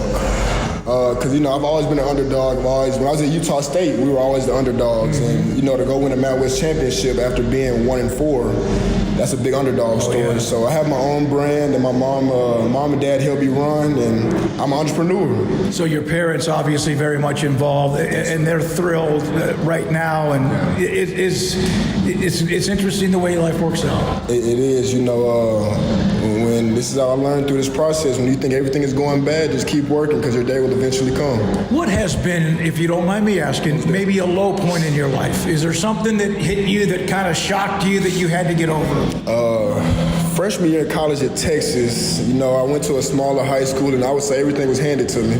I knew about having to work, but I didn't know the strength of how hard I had to work and the attention to detail that I had to put into the game. And it's more than just being a football player. Sure. Because I feel like I'm a great football player, but my freshman year I was also selfish, I was a party guy, and those are bad habits that I needed to break in order to be a pro like I want to be. And so all that just helped you grow up, and you are who you are now. Yes, sir. So you go back home, you come here in June. When you committed, who did you commit to? Coach Aranda, Powledge, who was it? Coach Aranda. We were actually in this meeting, and we were talking, so I was like, is this an official offer? He was like, yeah. I said, I'm committed. Whoa. It took me less than 5 seconds to commit. What did he do? He got up and started hugging me. Because he's very low-key, too, although he's intense. Yes, sir. Well, I can say this. When I met him, it's the first coach I've ever met in my football history that was so soft-spoken. And that's when you kind of know the love is genuine when they're not trying to fake out somebody that they're not. So I seen he was real genuine from the jump and caring, and I just felt like he was a family man, and I know I'm a family man, so it just went hand in hand and worked out. You know how to say Baylor University, Sick'em Bear, and all Sick'em that? Bears, yes, almost definitely. I know how to throw the sycamore, the cloud. Yes, sir. Yes, sir. Enjoy your day. Thanks for letting me have a chance to visit with you, and God, I look forward to seeing what you do. Most definitely. Hopefully next time you let me go golfing with you before we do that. We can do that. Yes, sir. We can do that. Byron Vaughns, again from Utah State, now at Baylor, wearing the Reggie Bush Saints jersey with the LSU flavor staff here at Baylor on 365 Sports. Yeah, he's got a big personality. They hope that he's going to bring some disruption to what they need on defense. We spoke a lot about the quarterback position. Running back's position looks very nice. We said something about the offensive line.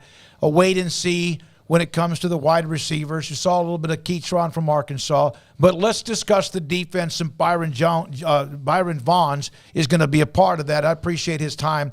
Byron Vaughns is going to be a part of that going forward. Yeah, I have a lot more questions about the defense than I do the offense. And the secondary has got a lot of questions. I think they're okay at linebacker. Obviously, they felt they needed to add along the defensive line. But, yeah, they are, and especially for a defensive head coach and a defensive coordinator in Matt Powledge, I don't, even after 15 practices, I'm not sure they quite know what they have over there, Craig. I don't think there's much star power at all. I think that's kind of across the roster, but particularly on the defensive side of the ball. So I think grabbing a outgoing, charismatic edge rusher, especially when edge rushers at a premium, is certainly a nice move to make. He seems like he'll come in and fit in well and be a nice spark for that side of the ball. But, yeah, there's not a lot. There's no Siaki Ika, that's for sure. There's no Jalen Petrie running around, that's for sure. I think the secondary, based on how the spring was, is better than expected. Because I think that was sort of thought like it might be the weak link. I know certainly when talking to coaches, you look at the amount of turnover there, and you're like relying on some pretty young guys or pretty inexperienced guys, and then also relying on some transfers like an Isaiah Dunson.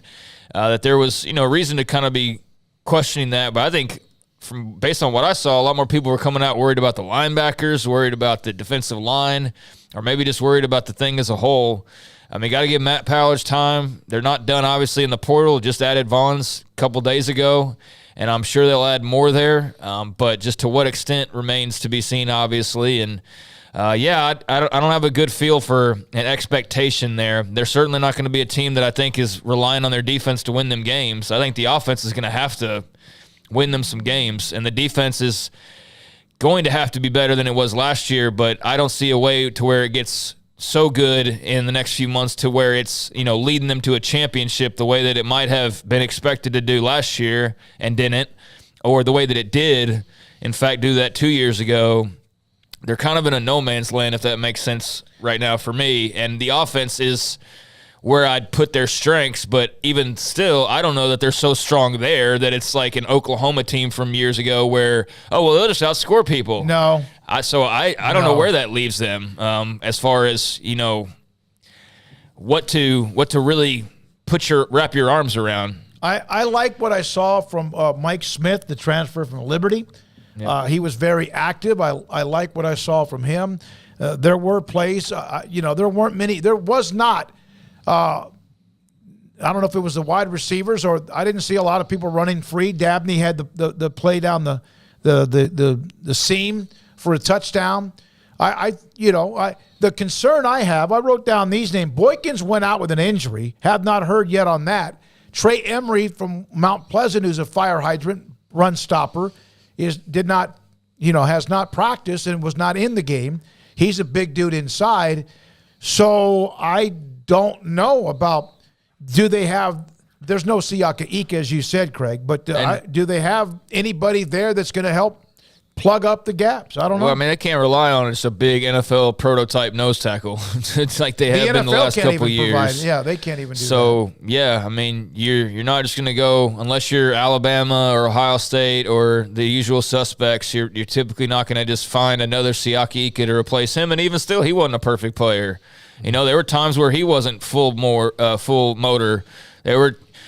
I think when you look back at the chemistry issues last year, I mean, I don't want to point at one guy, but I wonder, like, was he involved in that just to a certain extent? Because we know his relationship with Dave Aranda. We know how tight they are. And when he's talking about, being taken advantage of and things like that, we know Ika's kind of a loose plug or, loose wire at times. And so I don't free thinker. Yeah, like I'm not saying that was the case, but when he's talked about it that way, I was like, I wonder if, maybe Ika was lumped in with that a little bit. So maybe you lose a lot, but you also gain a little bit as well. I don't know. Maybe he's not even a part of it all. So, but regardless, he's not going to be easily replaceable. And what he did give you, you're not going to be able to just automatically get back with someone else.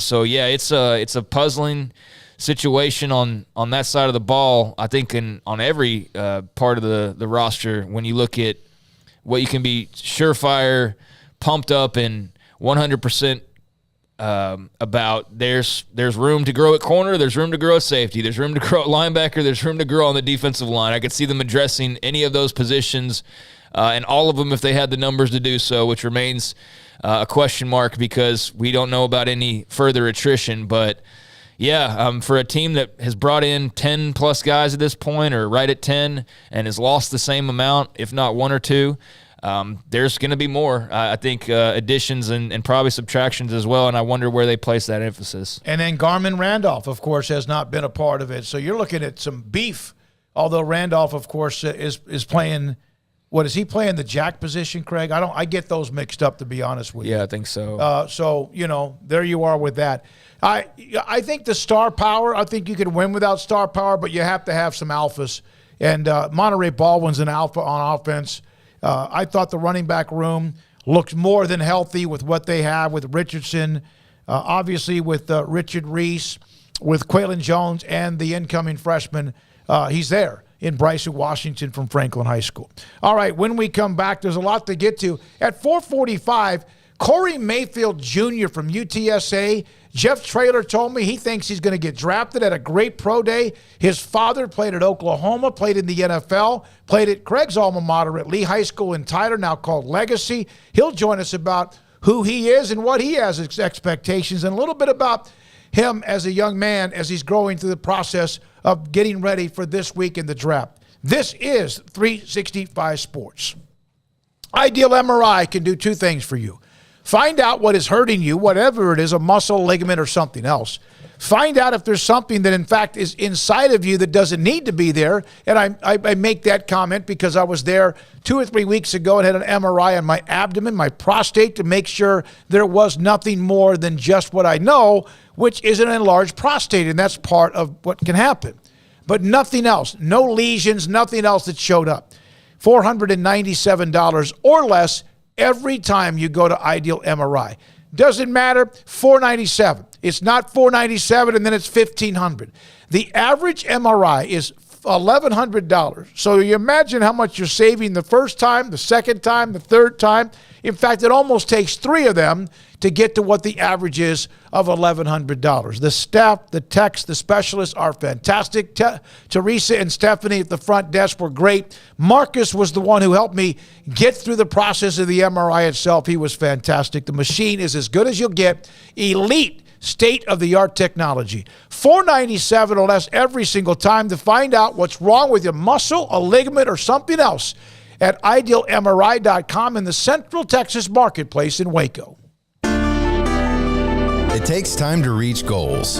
It's a truth that applies to more than sports. It goes for your financial goals as well. You work hard for your money, and you deserve an investment strategy that lines up with your game plan. And Chuck Verno, your Edward Jones financial advisor, can help. If financial investments aren't putting forth the effort you desire, stop by today for a financial review.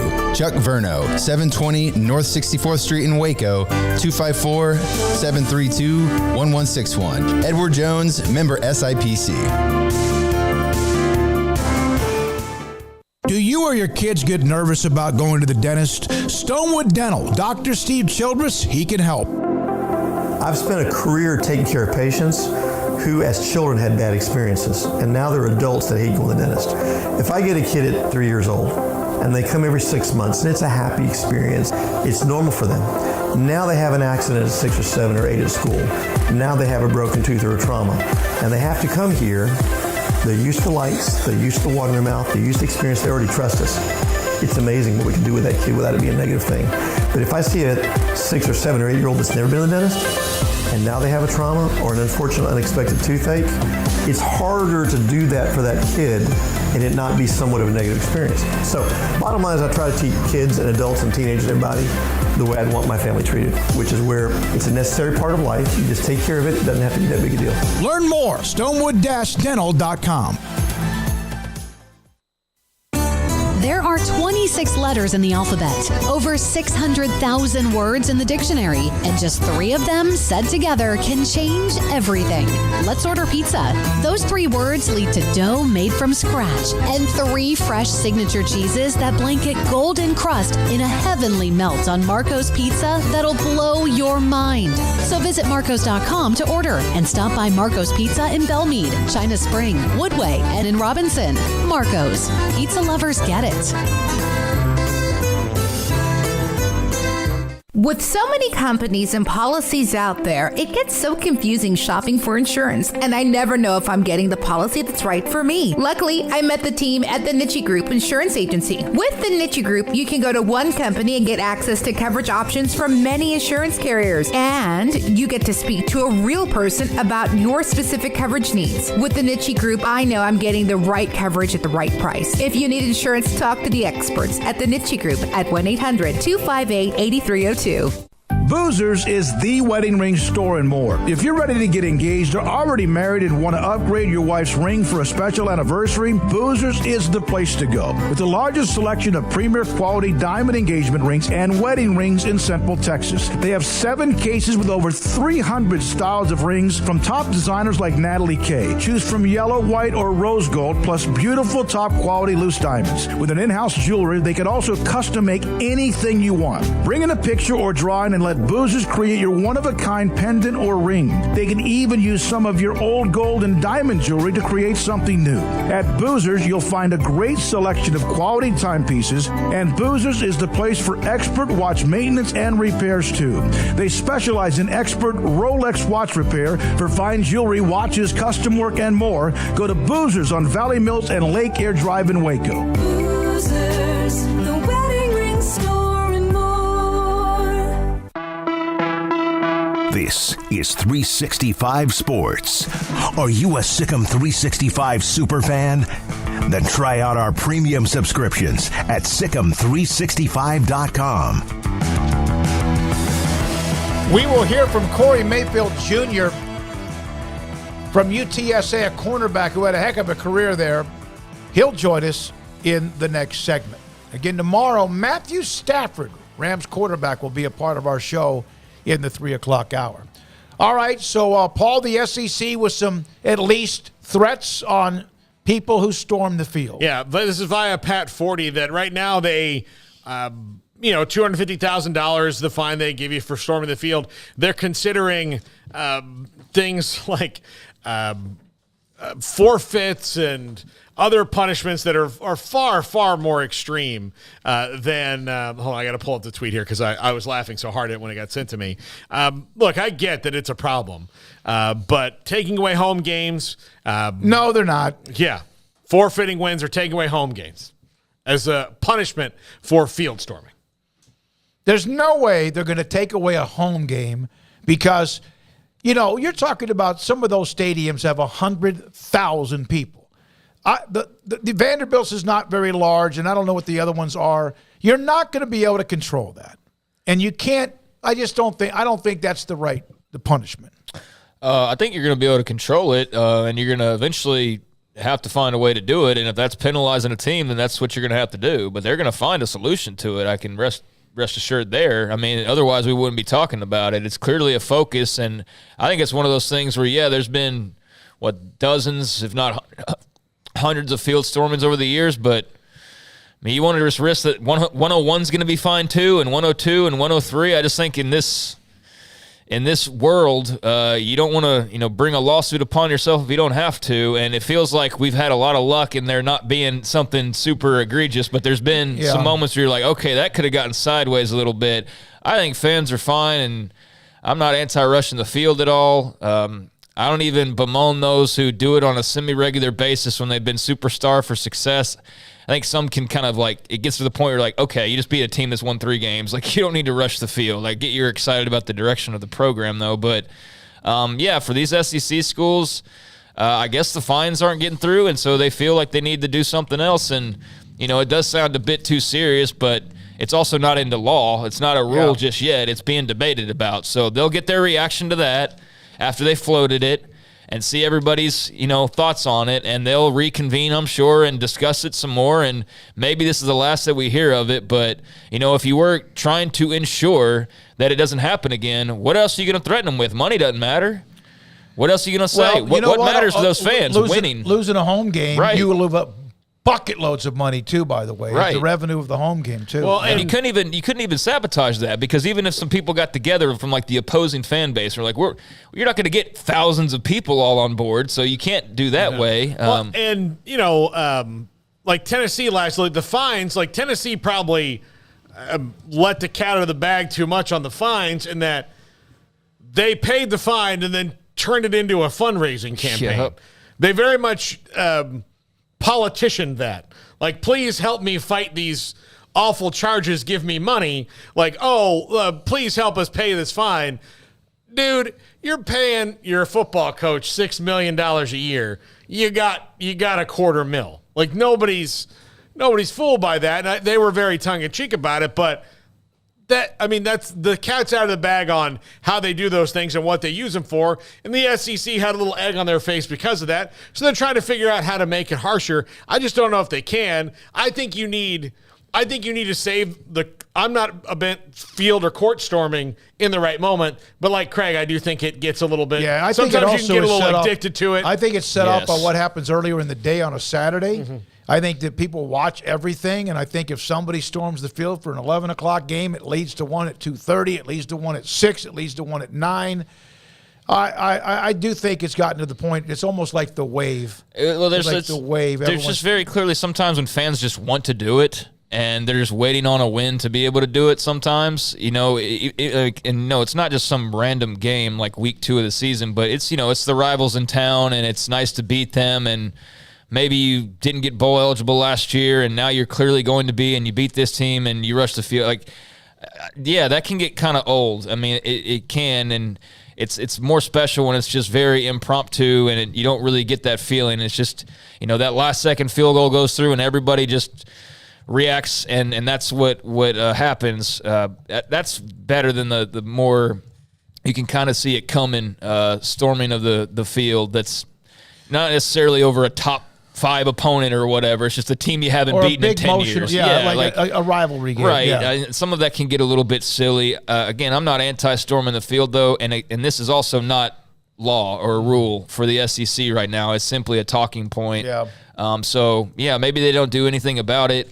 But if they're going to stick with the fines, I do think they need probably add another digit to it. Yep. Because 6 figures isn't doing anything, so rather than getting silly with not doing it at all, or rather than, messing with people's records, which I could see how that would be a great deterrent, but might not be the most fair thing in the world, maybe you then penalize them. Instead of it's $200,000, it's $2 million. And then let's see Tennessee go raise funds for that, which they probably still would, knowing them. But, yeah, I don't know. It'll be interesting to see where they land on this and how they try to curb that, because they are clearly worried about the one time where it doesn't go the way it's supposed to go. The one time that somebody does something to cross the line and there's a big crowd, and there's legitimate concerns to be had in this day and age, and just in general. So I can understand where they're worried about the bottom line if something were to happen safety-wise at one of these stadiums, but I hope they don't ruin all of the fun just for the sake of that either. Baylor stormed the field in 2010 when they beat Kansas State to become bowl eligible for the first time in a decade and a half.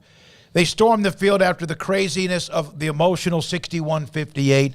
Maybe there was another one. Oklahoma, in that controversy when Miranda called timeout and they kicked a field goal. But, again, there was a big moment. I just think, man, act like you've been there, but the problem is some of these teams that storm the field program, they haven't been there, and so they're enjoying the moment. Well, it's like Tennessee. This is the one that's all basically based off of is if,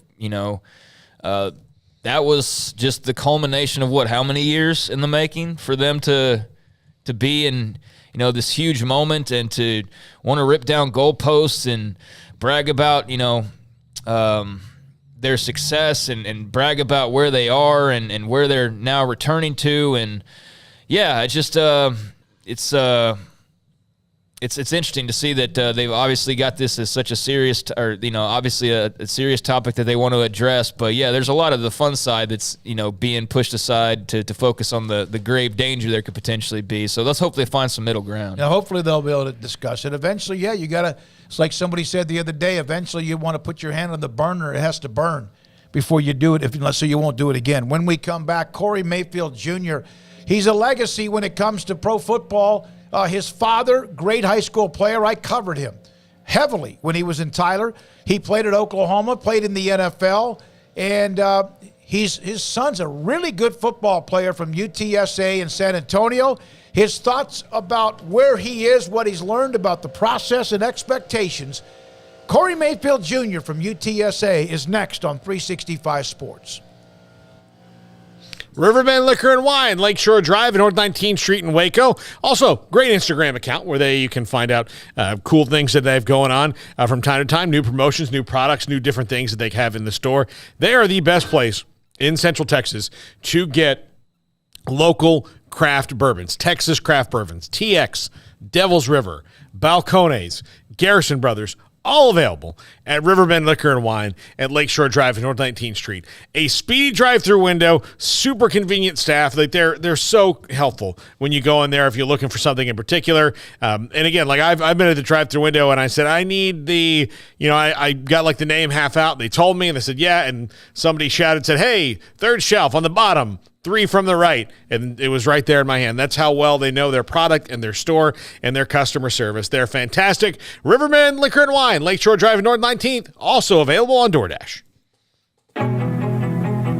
We've received nominations from Central Texas high school counselors for the 13th annual Academic All-Stars team. The selection process underway to find the elite student athletes. Hi, this is David Smoak. Nominations include student athletes who thrive and succeed in both academic and athletic competition. We'll select a 20-member team this month and announce the Academic All-Stars team on Monday, May 1st. The 2022-23 Academic All-Star team is brought to you by Texas Farm Bureau Insurance, Westdale Asset Management, Southwest Sports Medicine, Allen Samuels Dodge Chrysler Jeep Ram, HEB, Ray Broker AC, Alliance Bank, The McLean Group, Universal Windows Direct, Hal Whitaker and Louis Englander Scholarship Fund, the U.S. Army Waco Recruiting Center, IdealMRI.com, Bubba's 33, the Baylor Club, and our 501c3, the Waco Foundation. We'll honor the 13th annual Academic All-Stars team at our annual banquet Wednesday, May 17th at the Baylor Club inside McLean Stadium. We're proud to recognize the elite student athletes in Greater Central Texas and be involved with this program. It's the 13th annual Academic All-Stars team right here on 365 Sports. It's Ram Truck Month at Allen Samuels in Waco, and the deals couldn't be any hotter. Get a new 2023 Ram 1500 Lone Star Crew Cab with values up to $4,250 plus 4.9% for 72 months. Or get a new 2022 Ram 1500 Lone Star Crew Cab with 1.9% for 72 months or 10% off MSRP. That's right. Come pick from the best selection of brand new inventory in Central Texas at Allen Samuels in Waco while supplies last. Hey, this is Bryce Petty, former starting quarterback and two-time Big 12 champion, and I know firsthand the importance of being in top shape both on and off the field. So listen up, men. If you're feeling beat down day in and day out and looking for that high-performance edge that separates the men from the boys, then look no further than the Petty Clinic Low T in Waco. Petty Clinic is a comprehensive men's healthcare clinic with an atmosphere catering to men. Board-certified Dr. Kent Petty has a special interest in offering the highest quality medical care to men of all ages. Some of the services offered include include screening and treatment for low testosterone or thyroid, infertility, high blood pressure, diabetes, high cholesterol, sleep apnea, while offering comprehensive wellness exams and complete men's health lab panels. High performance men, remember, it's not just a petty thing. This is Bryce Petty, encouraging you to reach out and Google search Petty Clinic Low T or go to pettycliniclowt.com and get your complimentary lab screening today. Stepping into a new pair of boots is great, but stepping into the boots of a U.S. Army officer can also add confidence and leadership skills to your son or daughter's career path. There are more than 150 occupational specialties to help them find the best fit for their future. See all the things your son or daughter can achieve in our boots at GoArmy.com. U.S. Army Waco Recruiting Company, 254-598-8131 or 254-776-1543. Three Nations Brewing Company has 16 different beers on draft with a new beer every Friday. It also offers 2 air-conditioned tap rooms, a large indoor beer hall, a second-floor mezzanine offering a great overview of the brewing company and equipment and patio where you can relax under the shade. Plus, you can now experience the new Three Nations Beer Garden Grill on our shaded patio. Grab a cold beer and enjoy a bite from our freshly prepared and delicious menu. Street tacos, quesadillas, freshly cooked burgers and dogs, and veggie burgers too. Nachos and so much more, all prepared and cooked on site. So come visit the award-winning Three Nations Brewing Company on East Vandergrift off I-35 in Carrollton.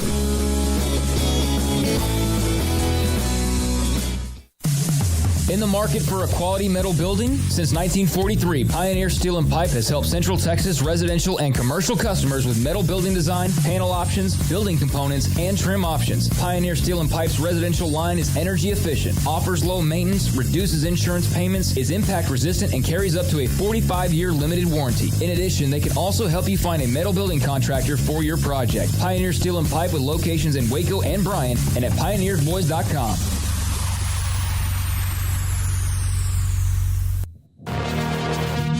This is 365 Sports. Want more updates during the day? Follow 365 Sports YT on Twitter. We have told you a lot of different stories. We have an offensive lineman for Virginia Tech tomorrow will join us leading up to the draft on Thursday.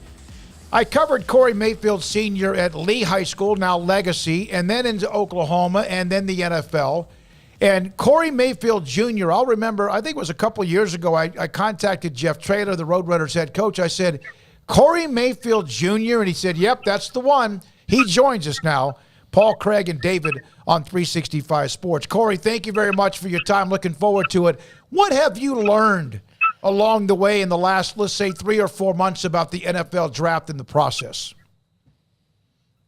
Man, I learned that you blessed to even be in the conversation of a draft.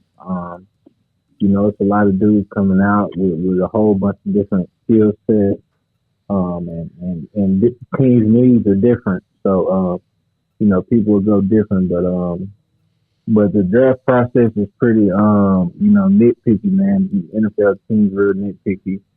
But overall, it's a pretty cool experience. Do you, when you get criticism or advice or whatever, how do you take that into your workouts next? Like, work on this, do that. Like, at this point, do you see it as productive criticism so that you can get ready to make that move to the NFL? Oh, yeah, 100%. The Cowboys, just an example, the Cowboys asked me, they told me I need to work on my speed turns back down. So, it's really pretty cool getting really criticized by some of, Al Harris, coach the DBs for the Cowboys. So, it's really pretty cool, just getting feedback from them. Yes, sir. So what are the feelings like as the draft now is here? It's just a couple of days away, all this build-up, all the workouts, all of the dreams over the years to know that there's going to be some decisions made at the end of this week. What does that feel like at the moment? Man, it feels good, man. Since I was 4, man, been dreaming about this moment. I've been around ball. You talked about my dad earlier. I've been around ball my whole life. Watching the draft every year, since I was about 5, 6 years old. So, Man, it's a dream come true, man. And it's just a good experience, man. I'm just excited to, compete with the world's best, man. Do you think that you got enough attention for your pro day numbers and the things you put up that day? Because I was told you were a rock star on pro day. Yes, sir, man. I had a pretty good pro day, and while I really had a pretty good pro day, man, a lot of teams didn't think, I was as fast as I ran or didn't jump as high as I did.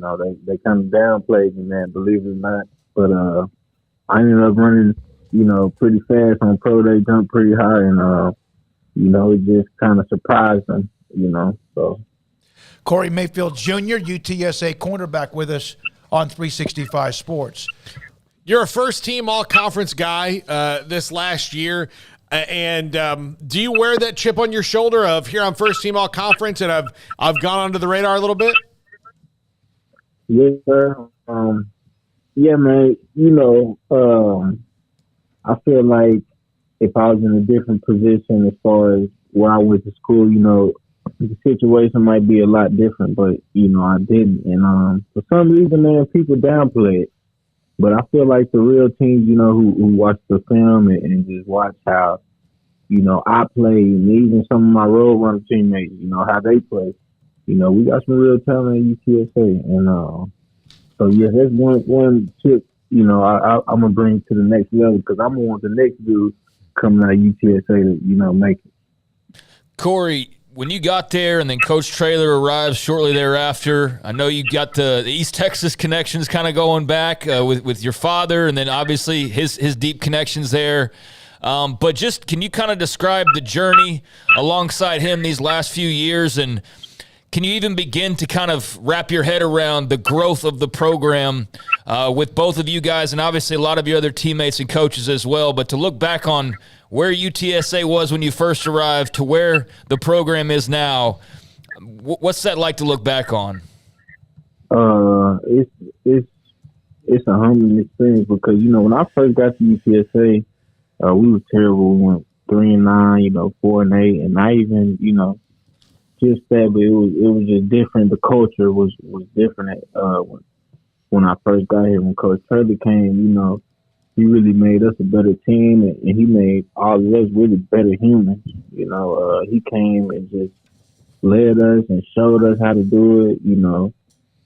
Sat that down and taught us and just brought us together, man. And I learned a lot from Coach Turley, and I got a lot of love for him. Can you try to tell me why you had the nickname Little Bad Corey? Little Bad Corey. To be honest, man, I talk a lot of trash on the field. Now, I have a lot of fun at practice. You know what I'm saying? I'm always running around, hitting stuff. And so, Coach Thursday, he just started calling me Little Bad Corey. He told me that you were a little blank, and then that you became a single-digit player, which means the players trusted you. What did that moment mean to you when you got the single digit? Man, it felt good. We vote on it as a team, and it's just not our coaches. Our teammates, people who play vote on it. So when you got respect from your whole team, having that number 2, man, it's a good feeling, It's a good feeling. 7 interceptions, 26 passes defended, big numbers that you put up, and you also were not afraid to stick your head in and make a tackle. What was it like, and was it ever not a burden, but there was the shoulders of carrying the name, the football name of Mayfield? What was that like? My dad really always kind of taught me to kind of be better than him, and, you look down and I look up to my papa, bless his soul. It's really an honor. You know what I'm saying? My papa carried it pretty solid. I say my dad carried it pretty solid. I feel like now it's my turn. I got to just keep the legacy going and just make it bigger. So I wouldn't say a burden, it's really an honor, what I'm saying, to have this last name. And hopefully, not hopefully, I'm going to do something with it. I got to, because I got people depending on me and I got people looking down on me. Well, you have there's no question that he was a hell of a player. I covered him in high school when he was at Lee, covered him when he signed with Oklahoma and played there, and played for a team at Lee that made the playoffs for the first time in a long, long time. Have you ever seen any video of him? I was going to say, back then it might have been like VHS tapes or whatever else. Did you ever show him playing? Man, believe it or not, I did. Man, I watched that whole year. Man. I watched him hit Beckham on kickoff. He had smashed him. I think that was Beckham, was it? I don't remember. Uh-huh. But him, and then I seen him, he broke his foot in the state game. Yeah, against Waco High. Yes, sir. But yes, it is a VA tape, coach. And but yeah, I watched it. I watched it when I was young. How much film do you digest? You kind of, some players don't like to watch it, even though they need to. But are you a film junkie? And what's that like if you are? Man, I am a film junkie, and it's pretty cool, man. You watch all types of stuff. During the season, you watch, my opponent, but times like now, I watch myself and some of the best to do it in the world, like, Pastor Pan, Xavier Howard. It just gives you a good feel on the game, like, and then I'm a visual learner, so if I can see somebody do it, I feel like I can go out there on the field and do it myself. Yeah. Who is your favorite fan watching you play? My favorite fan, you got to be my granny. Granny or mama. Is that Tiona? Tanya. Tanya? Mm-hmm. Okay, yeah, she jumped in on our chat room when we got the interview started with you and asked him who his favorite fan is. And so I was making sure you answered it right? You took care of that. That's a good deal. All right, couple of things. You mentor young kids or young boys and girls. You're incredibly loyal. What is it like to give back to the youth that maybe look up to you the way you look up to others that you're playing with or hope to play with in the NFL? I just feel like, I just want to make everybody, get the knowledge I had, when I didn't have that knowledge, like these young people coming up now. I like to mentor these people because, sometimes I see something myself in some of these people.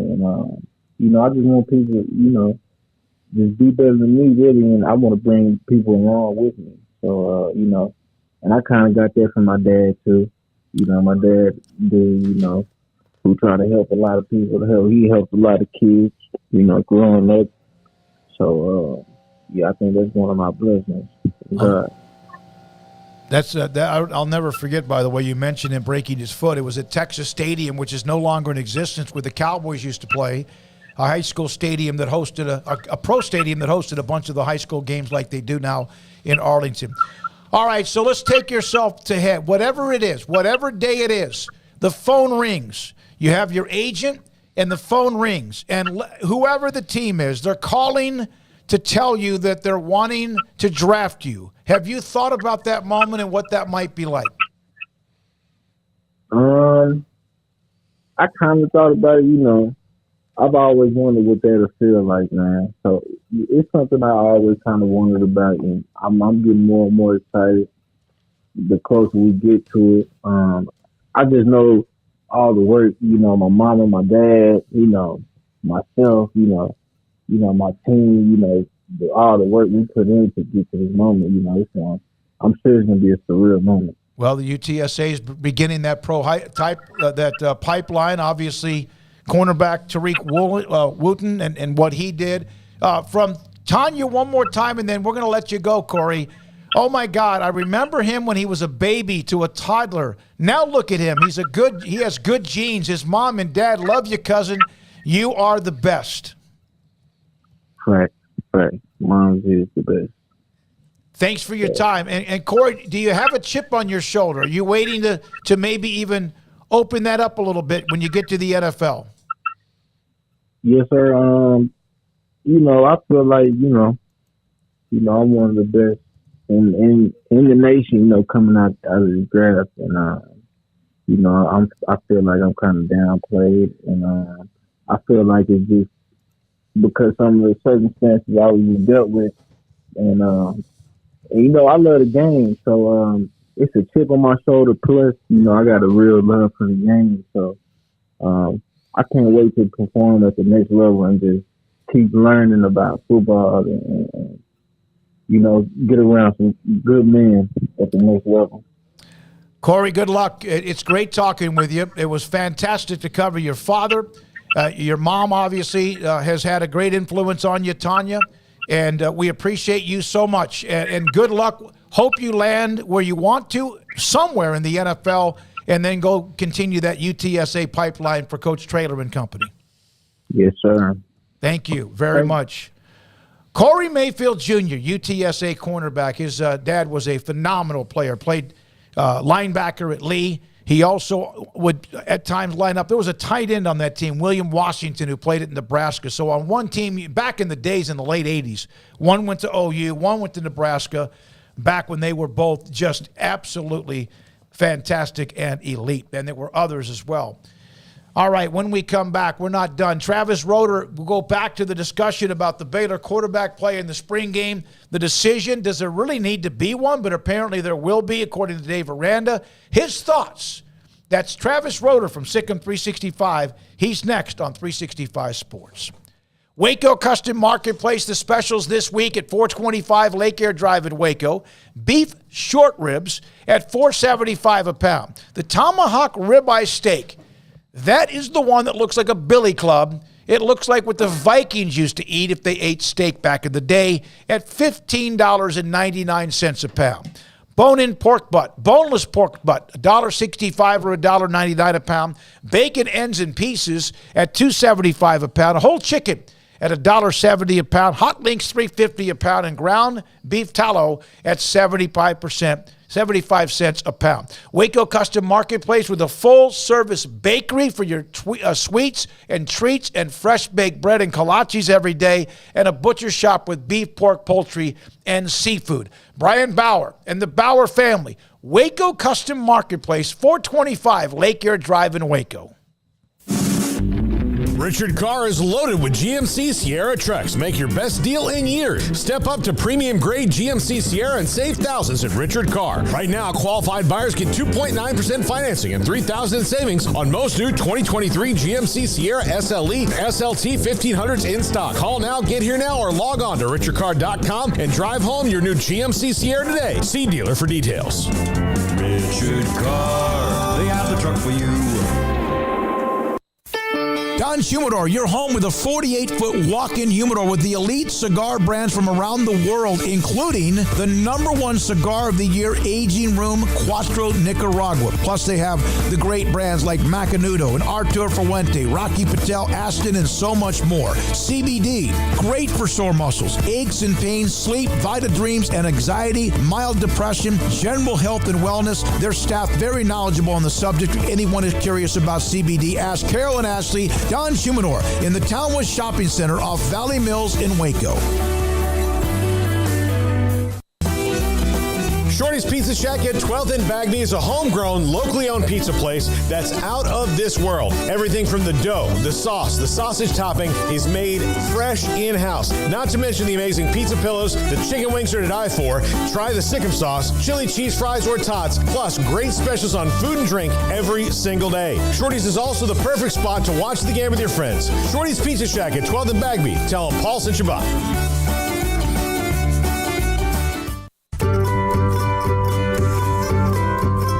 You want to know why Stonewood Dental is so successful? Listen to what happy customers have to say. It's pleasant. It's different than any other dentist office. I really feel like they care. And it's not that you're here for 2 hours waiting on someone to take care of you. It's quick and easy, and I bring my kids, and my kids love being here too. They really love the treasure box. staff is really nice and accommodating, real friendly. You feel more like home. It's not sterile looking. Everybody has their own personalized rooms with decorations and decor, and they'll even have a blanket for you when it's cold. I've recommended people to actually come here, and they are patients now. I really love it here. It feels like family. Learn more, stonewood-dental.com.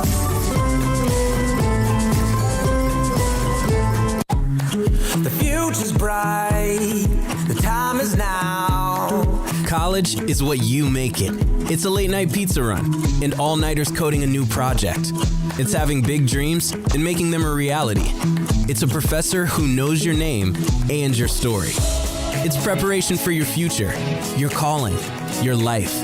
And at Baylor, it's even more. Baylor, where lights shine bright. One size fits all. That may be all right for an adjustable belt or cheap sunglasses, but when it comes to your financial needs, no one wants a one-size-fits-all strategy. Ben Erlinson, your Edward Jones financial advisor, knows that his most important goals are yours. That's why he takes the time to understand your needs, knowing you. That's how Edward Jones makes sense of investing. Ben Erlinson, 100 North 6th Street in Waco, 254-759-8533. Edward Jones, member SIPC. This is 365 Sports, powered by Sikkim365.com. The 5 o'clock hour is sponsored by Edward Jones Investments with financial advisor Ben Erlinson, who'll navigate you through today's financial climate. Edward Jones, making sense of investing. Now here's David Smoak, Paul Catalina, and Craig Smoak. Right around the corner, Trey Lawrence, who's a preferred walk-on from Reagan High School in San Antonio, will join us on his story. But right now, Travis Roeder, Sikkim365.com football analyst, wrote a lengthy article about the quarterback play, the decision, the depth chart, and even every single throw that was made by Blake Shapen and also Sawyer Robertson on Saturday. Travis, the question to me, and you heard the press conference, and I asked Dave Aranda about does Robertson give him more dynamic whatever, but my question is, I don't know why they have to, and Aranda said he would, why rush to saying anything QB1? I don't think that needs to be the case, do you? I really don't. Of course, we're saying that from outside the building, so all the natural caveats that there could be some sort of additional information that makes this a clear decision for them that we're not privy to. I think some of the ideas that have been bandied about are, wanting to establish Blake as a leader going into the summer so that the team can rally around him, so that they can build the offense around him. So I think that's kind of the primary consideration. And of course, Shapen told everyone in the press conference in his own words, he said he failed as a leader last year. And that's been a big talking point for this spring. And so I do wonder if it's kind of like, hey, we think he's our guy. We're going to try and get everyone to rally around him and name him the starter. Another interesting theory that my podcast co-host, Jeff Davis, proposed yesterday when I was talking to him, he said, maybe what Baylor's trying to do is just establish, We lost you. Hold on. Yeah, we lost him. Hold on, let me. Okay. I guess my follow-up I would have asked was I don't think you force somebody into being a leader. I think you let him become one. And well, I think that's what they're doing. They're saying he's taking those strides. They're not putting a gun to his head. They're saying that that's what he's done. But all right, back to your conversation with Jeff Davis. Okay, terrific. Yeah, he had a really great idea. He said, maybe what Baylor is trying to do is, knowing that in this NIL era that there are always going to be so much quarterback movement, and quarterbacks are really kind of the primary guys moving in the transfer portal because they can't afford to sit for too long. So he said, maybe what they're trying to do is just establish so that they always tell kids out of high school and they can always tell their transfers, hey, we're always going to name a starter after spring, and you're going to know where you stand by the end of spring. I don't know if that's true or not. I just thought it was an interesting idea, but I'm kind of fishing at this point because, getting to the end of the answer here, I don't really, from the outside, I don't really see the downside in waiting till the fall. We all knew that Sawyer Robertson was going to need a spring to even just get his feet underneath him, playing in an entirely new offense. So from the outside, it's easy for me to say, just push this to the fall. I don't really get it. But there could be more going on behind the scenes. And my guess it would be to try and inject, get the team to rally around Chapin if they go that route. What did you think of what you saw specifically from Sawyer during the game? Well, I think, this is kind of coach speak, but honestly, watching all of his snaps back to back, what really stood out to me is just it looks easy for him. I think a big part of that has to do with the fact that he's, 6'3", 6'4", and he's a phenomenal athlete. Smokey, I think y'all had him on after he committed, and y'all talked about how his entire family is track athletes and college athletes and everything else. And I think you could see that. They let him run the ball one time, and he just looks so natural. And everything in the pocket, it's a really big yin and yang versus him and Chapin. Chapin's very frenetic. He's not quite Kyler Murray, obviously, but his feet are always moving. He's really small, so he's having to move around a lot. And I think for Robertson, what was immediately apparent for me was just like he's very comfortable. He seems like he seems extremely comfortable in the position, and things just kind of come natural to him. He doesn't have the arm talent that Blake Chapin has. Chapin really has that ability to kind of whip it from any platform. Sawyer's a little bit more, robotic would be the mean way of saying it. But, I think he requires a little bit more setup. But he does seem like he really plays in a flow, and that was nice to see. Travis, without, getting into like an hour-long discussion, because I know there's going to be plenty of those throughout the offseason and thousands of posts on the message board and all that, but just kind of in general, the rest of the offense, it seemed like there's stuff to like about the tight ends, the running backs, O-line, wide receivers. Kind of how did that boil down for you as far as good and bad and maybe neutral at the moment? I was, this goes into the overall sensation of the team. But, one of the comments that a buddy of mine texted me during the game, he was like, it's just amazing how clean this spring game is. There's not a lot of mistakes. And we were talking about it afterwards and realized, that is really the sign of great coaching, especially on the offensive line. So many times what you see in spring games, it's just that by the time the second and third string offensive line gets in there, there's just so many mistakes that it's almost difficult to function as an offense. And so I think you really see the value of having one of the top O-line coaches in America with Eric Mateos, and the fact that the second and third string O-line was playing so well and so clean that they were able to kind of fully function. So getting into that, I was really, really impressed with the offensive line.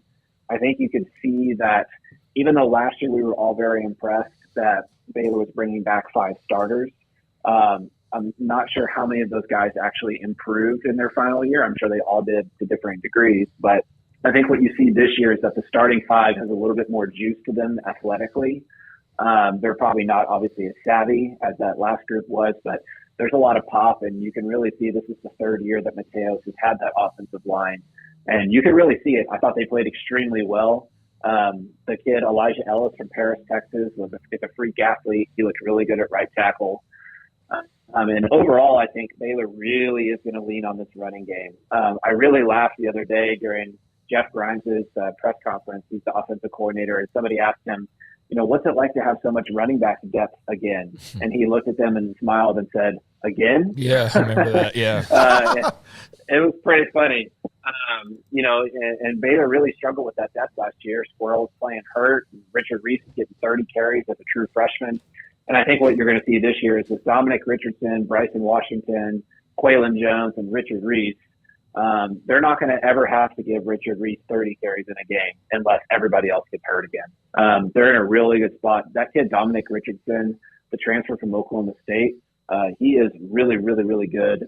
They're really getting back to that style of if you're going to get on the field, you have to play physical and you have to fall forward. And I think that's what you saw.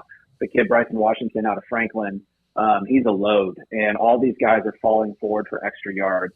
So I think the offense is going to lean around the run game. I think it's going to make sure that the offense is at least good. And I think whether Baylor gets great quarterback play is what is going to determine whether they can become an elite offense. And just a quick snippet on the wide receivers. I think we know what Monterey Baldwin is. We didn't get to see a lot of Keatron Jackson in the spring game. But from everything I reviewed from his Arkansas tape and from everything I heard about his performance throughout the entire spring, I'm very confident that he's going to at least be an average Big 12 wide receiver, and I think better. So that gives you a couple of guys to start with there. But regardless, I think that run game is going to be so good that it's really going to help out the pass game. And if the pass game can take the next step, that's how they become an elite offense this year. Andrea Cameron, whose son plays for Baylor, in fact, at the wide receiver position, mentioned that Winfield, Neighbors, and Gibson did not play. Did that have any impact, you think, at least in being able to grade the film? Yeah, it made it harder to grade the twos because the depth wasn't there. You know, Sawyer Robertson, when he was playing with the second team, a lot of the time that he was out there he had multiple walk-ons at wide receiver that he was thrown to. So that impacted that thing for sure. I think Jordan Neighbors, he's been practicing, but not at full contact. So that's why he didn't play in the spring game. But I think I don't think he's going to be as good as Monterey Baldwin, but I think very much so he's probably the third best wide receiver on the team. So not having him hurts.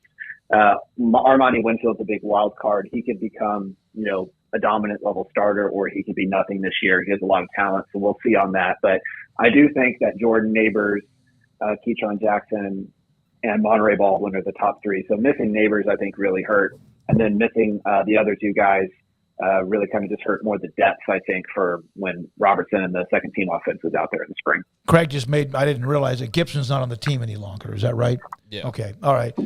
Travis Roeder, 365 Sports, Sikkim 365 Radio on the quarterback competition and also the Baylor spring game. Travis, defensively, obviously there's some D-line holes to fill after the guys last year moved on, Siaki Ika in particular. How are you feeling about how they're establishing themselves up front so far? Injuries seem like they're kind of wreaking some havoc on that as well.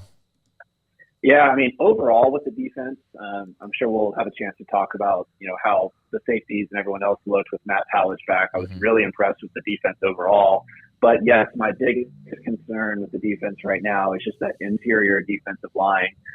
They basically had one true nose tackle, Jarrell Boykins. He was the one who went down with a serious-looking injury during the game. So that's going to be a big question mark for me. I do think, one of the fun things about having Aranda as your coach and as your defensive guy is that what he's known for in coaching circles is being very, very versatile and kind of molding his system around what he has. Actually, funnily enough, in 2020 during the COVID year, they basically didn't have half their defensive line every game. And then the guys they did have were all playing 30 pounds underweight because everyone that was getting wrecked with COVID. And Aranda really switched up his style. They played it much differently. And I think that's kind of what I expect to see this fall. I think they have some really good talent on the defensive line. They just don't have an Apu Ika, and they don't even have Apu Ika's smaller, younger brother. There's nobody even close to him on the roster. And so I think what you're going to see is they're going to have to build around guys who play with some quickness and get upfield. There was a kid yesterday named Trey Wilson that's out of Lakeview Centennial, I think is the high school he went to. But I thought he looked like the best defender on the field for a big stretch of that game. He's only a true freshman. So I think they're going to have to build around some different style defensive linemen. They don't have an Apu Ika walking through that door. So I think it's going to be more fast-paced trying to get in the backfield as opposed to just controlling the offensive linemen in front of them. And with Boykins went down, Emery's been hurt. So, man, they do need someone to help step up. Otherwise, that's not a position where a big guy inside is going to be able to play that many snaps consecutively or throughout one game. Other than what we saw from Monterey Baldwin, which we saw even last year when the offense struggled, does Baylor have a star? On the offensive side of the ball? Either side of the ball. Yeah, I mean, a random one to watch out for is A.J. McCarty, the kid out of Brownwood. He's playing Jalen Petrie's star position, and by all reports, he had a fantastic spring, and I thought he looked really good. But I think really the hope is that I know this is kind of boring coach speak, Smokey, a little bit, but I think the hope is that the running game, Abram Smith kind of turned into a star in 2021, but I don't know that many people would have described him as a star player. It was just that what he did was so impressive in totality. And I think the hope is, and I think, putting in a prediction for it, I would say there's a pretty good chance this happens, is just that the Baylor run game returns to that level of just being able to run you over no matter what the defense does. And so I think that kind of hopefully becomes the star. And then on the outlet being able to throw to guys like Monterey Baldwin for huge plays as well. But I was very, very impressed by the running game. And so I hope that the offense as a whole can kind of just regain that mentality of just being able to annihilate you and ground and pound you to where, it's kind of been one of the tensions among Baylor fans ever since Browse left was, is it exciting to watch, they got used to watching 50 points a game. Is it exciting to watch this offense just bowl you over? And I think the answer is, well, it's not really that exciting when they bowl you over to only get 17 to 21 points. But if they can kind of return to 2021 to where they can just really, really lean on you and get more into the high 20s and 30s every game, that's when this offense becomes really fun. Travis, so they just added Byron Vaughns, so the portal additions continue. I think that's double digits in and out now at this point, and there's still, a little ways to go in that regard. If they are to go back dipping into the portal, what positions jump out to you after what we saw on Saturday, or maybe what was solidified after Saturday? Where do you think that they may have some places they need to look? Before the spring game, I really had my eyes on defensive back, safety, and corner. But I was so impressed by what I saw on that side of at those position groups on Saturday. It's very clear that Matt Powledge, Baylor's defensive coordinator, replacing Ron Roberts. Of course, Powledge was here a couple years before. Very clearly that he got good buy-in from those guys. They were playing sound and just weren't making mistakes. And so I think that they would take a safety or a corner if they found a really good fit, but I don't think it's like a absolutely must add somebody or else situation there anymore. I do think they absolutely need to just add another big defensive lineman. I don't think it necessarily needs to be like a big fat nose tackle style plug, but I think it's a guy who needs to be big enough to where, right now the problem in the spring game was that Baylor started a guy I really like, Cooper Lands, but he is not somebody who needs to be playing nose tackle. He's 275 pounds probably, and he was doing yeoman's work, doing his best playing nose tackle. But I think they really need somebody just who provides some versatility and depth and who can squeeze inside without just getting bowled over. They brought in a kid on a visit, a transfer from Oregon, who's basically the same size as Gabe Hall, which obviously is massive. And I saw him in person. I mean, he looks like a monster. So I think just getting some big boys up front, adding another big defensive lineman. And then just as a random quick note, I think one of the benefits of when you develop a reputation as a university and as a coaching staff is you can kind of add value even where you already have good, turn great into elite all the time. And I think that Eric Mateos has garnered such a reputation across the nation for being such a great offensive line coach. And guys know that they can come into this system and be developed. And so I think offensive line is always going to be a spot where even if they already have 5 good guys, if the elite transfer wants to come in and add his name to the mix, and you just can't say no, that's always going to be a position I watch for, because I think Baylor has kind of garnered that reputation under Grimes and Mateos for offensive line play. Travis, thank you very much. Great stuff. A couple of threads right now, one including every throw by Shapen and Robertson, and then also a synopsis and overall thought about the quarterback position, and more articles to come.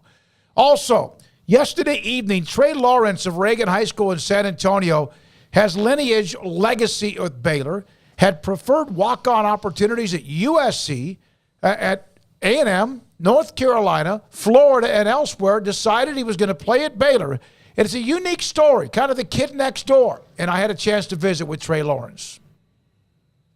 We're now joined by Trey Lawrence, San Antonio Reagan High School, who has given a commitment to Dave Aranda and Baylor University. And Trey, thanks for your time. What kind of day is this for you? Your family's got great connections to Baylor. Your grandfather, your mother, your father, your sister, I think, may have been there as well. What does all this mean to you? Oh, man, it's a very special day. First and foremost, I'd like to thank my Lord and Savior, Jesus Christ and God. I mean, without them, I wouldn't be where I am now. And I'm so incredibly blessed to be in this position. And my family and I just having a day of celebration. So what came down to this decision? I went back and kind of looked at your timeline, and you have visited places that have had interest in you as a preferred walk-on, A&M, Florida, and I don't know which ones you visited or not, or USC, North Carolina. So you had a very high-level interest from some of these schools. Why? Was it just the family lineage that was the difference?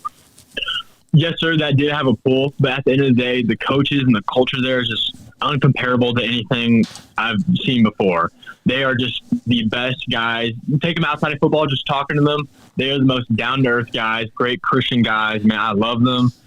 But football, it's going to be some good stuff being there for the next 4 years. And the lineage has helped. I mean, growing up, always wanted to be a Baylor Bear. So that was definitely some pull. Well, there you go. Were you at the spring game? I was, yes, sir. Okay, so that was, when did you tell either Dave Aranda or Matthew Pallage or whoever that you wanted to accept the preferred walk-on opportunity? I told them maybe it was like a week ago. I was waiting on an edit to post and get my post together. All right. So how much did David Wetzel and his combination of being at Reagan back in the day, how much did that make a difference? Oh, I mean, he did have some good pulling in my recruiting. I've known him for a long time. He's seen me grow up, basically. We have some family ties, but he's definitely a big advocate for me, and he's always constantly texting me. And man, he's a great tour guide. Whenever I got there, he's right there waiting for me, showing me around, meeting me, showing me to people. So he's been very good and really helped me throughout my recruiting. So I've kind of read a little bit. Someone that knows your family put something up on our board on SicEm365.com. Am I right? Your sister is on the recruiting staff at USC? That is correct. Yes, sir. There's a school that was interested. We know all about them. And then were you more leaning towards A&M up until like the week you mentioned you decided to commit to Baylor? Yes, sir. I was, but then there were some like internal things that happened, kind of some coaching situations. Coaches left and stuff, and I just thought at the end of the day that Baylor was the right place for me and the best fit for me. What have they told you? The process. I know what walk-on, preferred walk-on. So what is the process? And did you have other opportunities as scholarship offers at some other schools, maybe either Power 5, Group of 5, or elsewhere? Some smaller schools. I had some full scholarships, but I just prayed and waited, and I got the opportunity that I always hoped for. But I don't see myself as just being a preferred walk-on. I see myself as being a person part of the team, and I will work my butt off to outcompete these scholarship guys because I want a scholarship. I want their spot. I'm not coming in. I know I'm on the lowest totem pole, but I will fight and work and make them better and make myself better. End up being a great story in the end, huh? It would be yes, sir. One heck of a story. Sure. You're very involved in giving back as well. I know you've been a part of the PALS program at the middle school. You're also a part of working with special needs students at Reagan High School. It just sounds like you're like the guy next door, the boy that you would like your daughter to marry. Would you describe yourself like that? I mean, I think I would hope so. I mean, I can't really say that for myself. That's what other people would have to say. But I mean, that's a very nice compliment if that's what you think. That's just based on what I've read about you and just hearing you and listening to you. I've interviewed probably thousands of high school students over the years. Being an underdog, and has there ever been any time in your life where you've had to kind of overcome or prove yourself that you can rely on that experience? I mean, I feel like there's always been some times where I've been like looked down upon, or I think that I should have done this, or like I should have been in that position, done this, done that. But at the end of the day, I mean, I can only control what I can control, and that's my attitude, and that's my my goal, or that's what I have in my goals, and that's coming in early, staying late, meeting with the coaches, talking, and being a good team player and trying to bond with my teammates. So I just got to control what I can control, Yeah, as you were growing up, did you ever go to watch Baylor football? Oh, my gosh, all the time. Literally all the time. I remember like just either good or bad, coming home from games, just sitting there listening to Baylor radio while my dad's there. I went to the very last Baylor game at Floyd Casey against Texas, and it was a cold game. It was so cold. Trey, it was freezing. I was doing a broadcast. In fact, we're doing a pregame show, and it was underneath one of those big white corporate tents and about 8 of those stand-up, like, heaters with propane to keep us warm. It was brutally cold, but what a heck of a finish. How great way to finish out the stadium, yeah. Oh, yeah, and it was even more special because that's where my dad played. That's where my grandpa played, so it was nice to see a win the last game there. And just recently, I went to the Baylor Air Force game, even though that's not the outcome we wanted. I was there, and that was at that point. I didn't have an offer, but I was still cheering for Baylor. And I've been to many blackout games. I've been to so many games I can't even remember. Well, you've been to probably 2 of the coldest games ever then. Air Force, I can't imagine it being worse than that. Texas was cold at Floyd Casey, but that game in December was as miserable. Yeah, that was probably the coldest game, and it was, gosh, man, it was freezing. But I was still cheering. I mentioned your sister. She was at Baylor. Then she's at USC as part of the recruiting staff. Did you have to call her and let her know that you were probably not going to end up at USC? And what was that like? I did. She understood. She understands. I mean, she knows that I have to do what's best for me. But I mean, I have to give credit to USC. They have a phenomenal staff, all from the coaches, recruiters. They have a great program there. But at the end of the day, I just had to do what was best for me. And but she totally understood. She's awesome, man. She's one of my biggest supporters. So what are the plans for you? So, yes, sir, I can play linebacker, but I really see myself more as an athlete. So wherever they need me to play, as that could be safety, linebacker, like nickel or something like that, I will play that. Whatever they need me to do, I will do that. So that's kind of, we haven't really discussed specific details about where they want me, but what has today been like for you? It's been a great day. I mean, like, yes, sir, I knew I committed like a week ago, but now it's out there. It feels more official than ever. I've had a lot of texts and family and friends tell me like congrats. So it's been really cool. But I know the journey has just now started and the work has begun. So I'm excited. I love the energy, the personality. Appreciate your time, Trey. Congratulations to you and the family and to Baylor for and this opportunity. I'll be covering you down the road. Trey Lawrence from Reagan High School in San Antonio with us has committed to be a preferred walk-on at Baylor on 365. We're now joined. Richard Carr's 24th anniversary sales event continues on.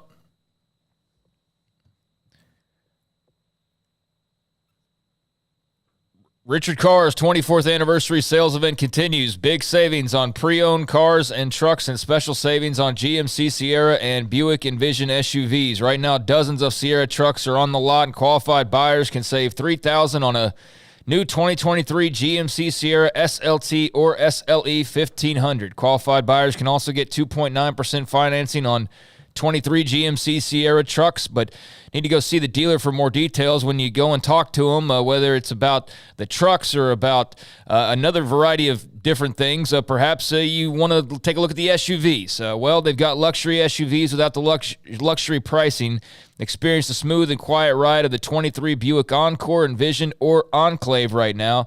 Right now, qualified buyers can get low financing plus save $2,500 on Buick Enclave Premium or $3,500 on Buick Enclave Avenires. And if you're not looking to buy new at all, Richard Carr also has a lot full of quality pre-owned cars and trucks in stock right now, with many under $20,000. They're affordable, thoroughly inspected, and ready to finance for almost any credit rating. Richard Carr has quality vehicles ready to drive today. And if you're not looking to buy whatsoever, you're just looking to get the car that you're currently in fixed up and driving properly, their award-winning service department standing by to keep you on the road. Go to the website, richardcarr.com, to see service specials and set an appointment. For 24 years in Central Texas, they've built a reputation as the people you can count on for your automotive needs, whether you're buying new, buying pre-owned, or just fixing up what you're already driving.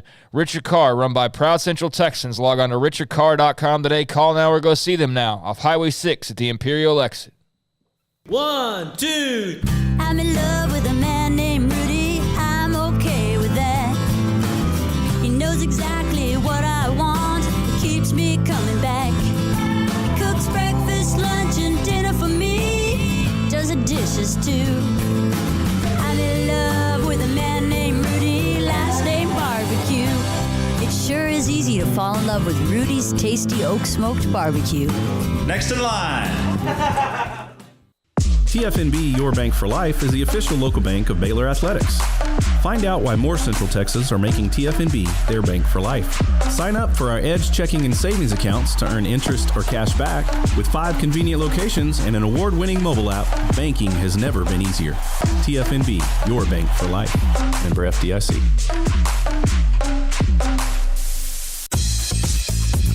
Baylor Scott & White Southwest Sports Medicine and Orthopedics, the team physicians for Baylor Athletics, diagnosing and treating all sports-related injuries, including concussions. These specialists also provide orthopedic services for athletes and non-athletes alike, whether it's knee or shoulder pain, a wrist injury, orthopedic spine care, and even an arthritis and total joint clinic. Trust the doctors Baylor Athletics trust. Baylor Scott & White Southwest Sports Medicine and Orthopedics wants to get you back in the game.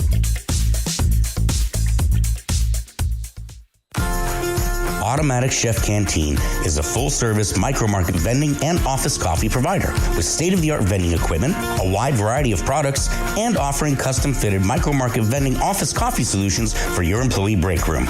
You want a full break room solution and a workplace oasis? Well, Automatic Chef Canteen, locally owned and operated for over 50 years in Central Texas, also includes in-house mechanics on call 24/7 for fast, reliable service and maintenance.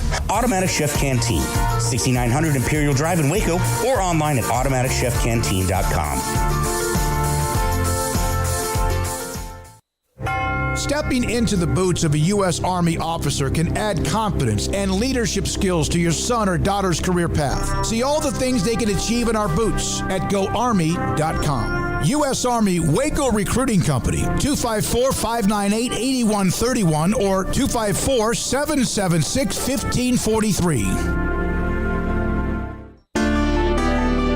One size fits all. That may be all right for an adjustable belt or cheap sunglasses, but when it comes to your financial needs, no one wants a one-size-fits-all strategy. Cam Heathcott, your Edward Jones financial advisor, knows that his most important goals are yours. That's why we take the time to understand your needs. Knowing you, that's how Edward Jones makes sense of investing. Cam Heathcott in Conroe at 936-756-7717. Edward Jones, member SIPC.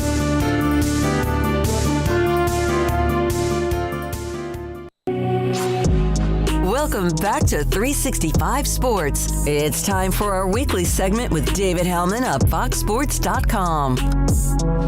David is tied up because of the official Packers trade Aaron Rodgers to the Jets. They flip first-round picks. Packers will get a first or second-round pick based on the amount of time that Rodgers plays this year. So he's in the middle of getting tied up with that. We get it. I saw this over the weekend from Chris M. Gardner. John Williams, Big 12 Vice President, men's basketball, when asked about their, what they're trying to grow when it comes to basketball with the Big 12 being so good, what we're looking at is a Big 12 preseason tip-off where some of our teams that only play each other once in the conference will match up in kind of a little mini weekend. The first week in November is where we're looking right now, which is part of the changes, part of what your Marcus mentioned, and also what we've kind of been teased with of what they've been talking about. The ACC does something a little bit similar in that before everybody else is in conference, because that's such a huge basketball conference, that you'll see, like randomly you'll see Pitt play Syracuse, and you're like, what? It's November 26th. What are they doing? But that they do that so that they can get more of their games against their own conference, which is usually pretty good, and make up for home and homes that wouldn't happen because of the way that the conference season has to go. So yeah, I think it's a good idea. I mean, again, it's more Big 12 versus Big 12 basketball, right? Yeah, I mean, what are we talking about? 2 games? Yeah. It's it, I'm not right? sure how many teams won't play twice against home and away. They've been doing 18 games, and you're going to have 14 teams. That's 20. I think but for 1 year. Probably more talking about it like I don't think they're talking about next year. No, it's too late for next year. Yeah, so you're talking about 2 extra games. There's only 2 teams you won't play twice if you keep 18 conference games. So I mean, if you just set aside a weekend and say Baylor plays BYU and Provo, and they play Texas Tech at home or something. Although I think, you got to keep, like, how do they maintain rivalries in basketball? Are they going to do it the same way as football? Like, are all the Texas schools going to play each other twice? No. Are there certain ones like these two teams have to play every year twice? I'll be curious to see how they do that. But, yeah, I think it's a fine idea. I don't need it necessarily, but I'm not opposed to it, and I'll welcome it gladly. Just didn't really think about it, quite frankly, and just suspected that they'd have a couple teams that you just don't play twice. But in the issue of fairness and everybody seeing everybody home and away, yeah, that's a nice workaround that could provide some fun basketball early on, and perhaps make for some interesting rematches later on in the year, because certainly those teams you play in November will be looking a lot different, most likely, by the time you see them in conference play in February and March. All right, so here are some things. Try not to glance this way. The 14 incoming of the 14 Big 12 teams. I saw this list, and I wish I could have remembered where I got it, and I hate it that I'm not able to credit them because it was pretty good. For example, who's the biggest steal? And this goes back like 20-something years, but who's the biggest steal in the draft that played at UCF? And this is I'll just give you, Brandon Marshall was a fourth-round pick of Denver in 2006. He had 8 of his 9 years as a pro, had 1,000 yards or more receiving. Yeah, absolutely. Yeah, that's right. From Oklahoma, Kelly Gregg, nose tackle, 1999 draft, went 6th round to Cincinnati. He was waived immediately by the Bengals, but then he was an 8-year starter with the Baltimore Ravens, and I think maybe even won a Super Bowl with them. He would have been, right, on the 2000 team or 2001. Mark Bolger, West Virginia, drafted in the 6th round by the Saints, didn't do anything there. Played with 3 teams, but in 8 years compiled 22,814 yards.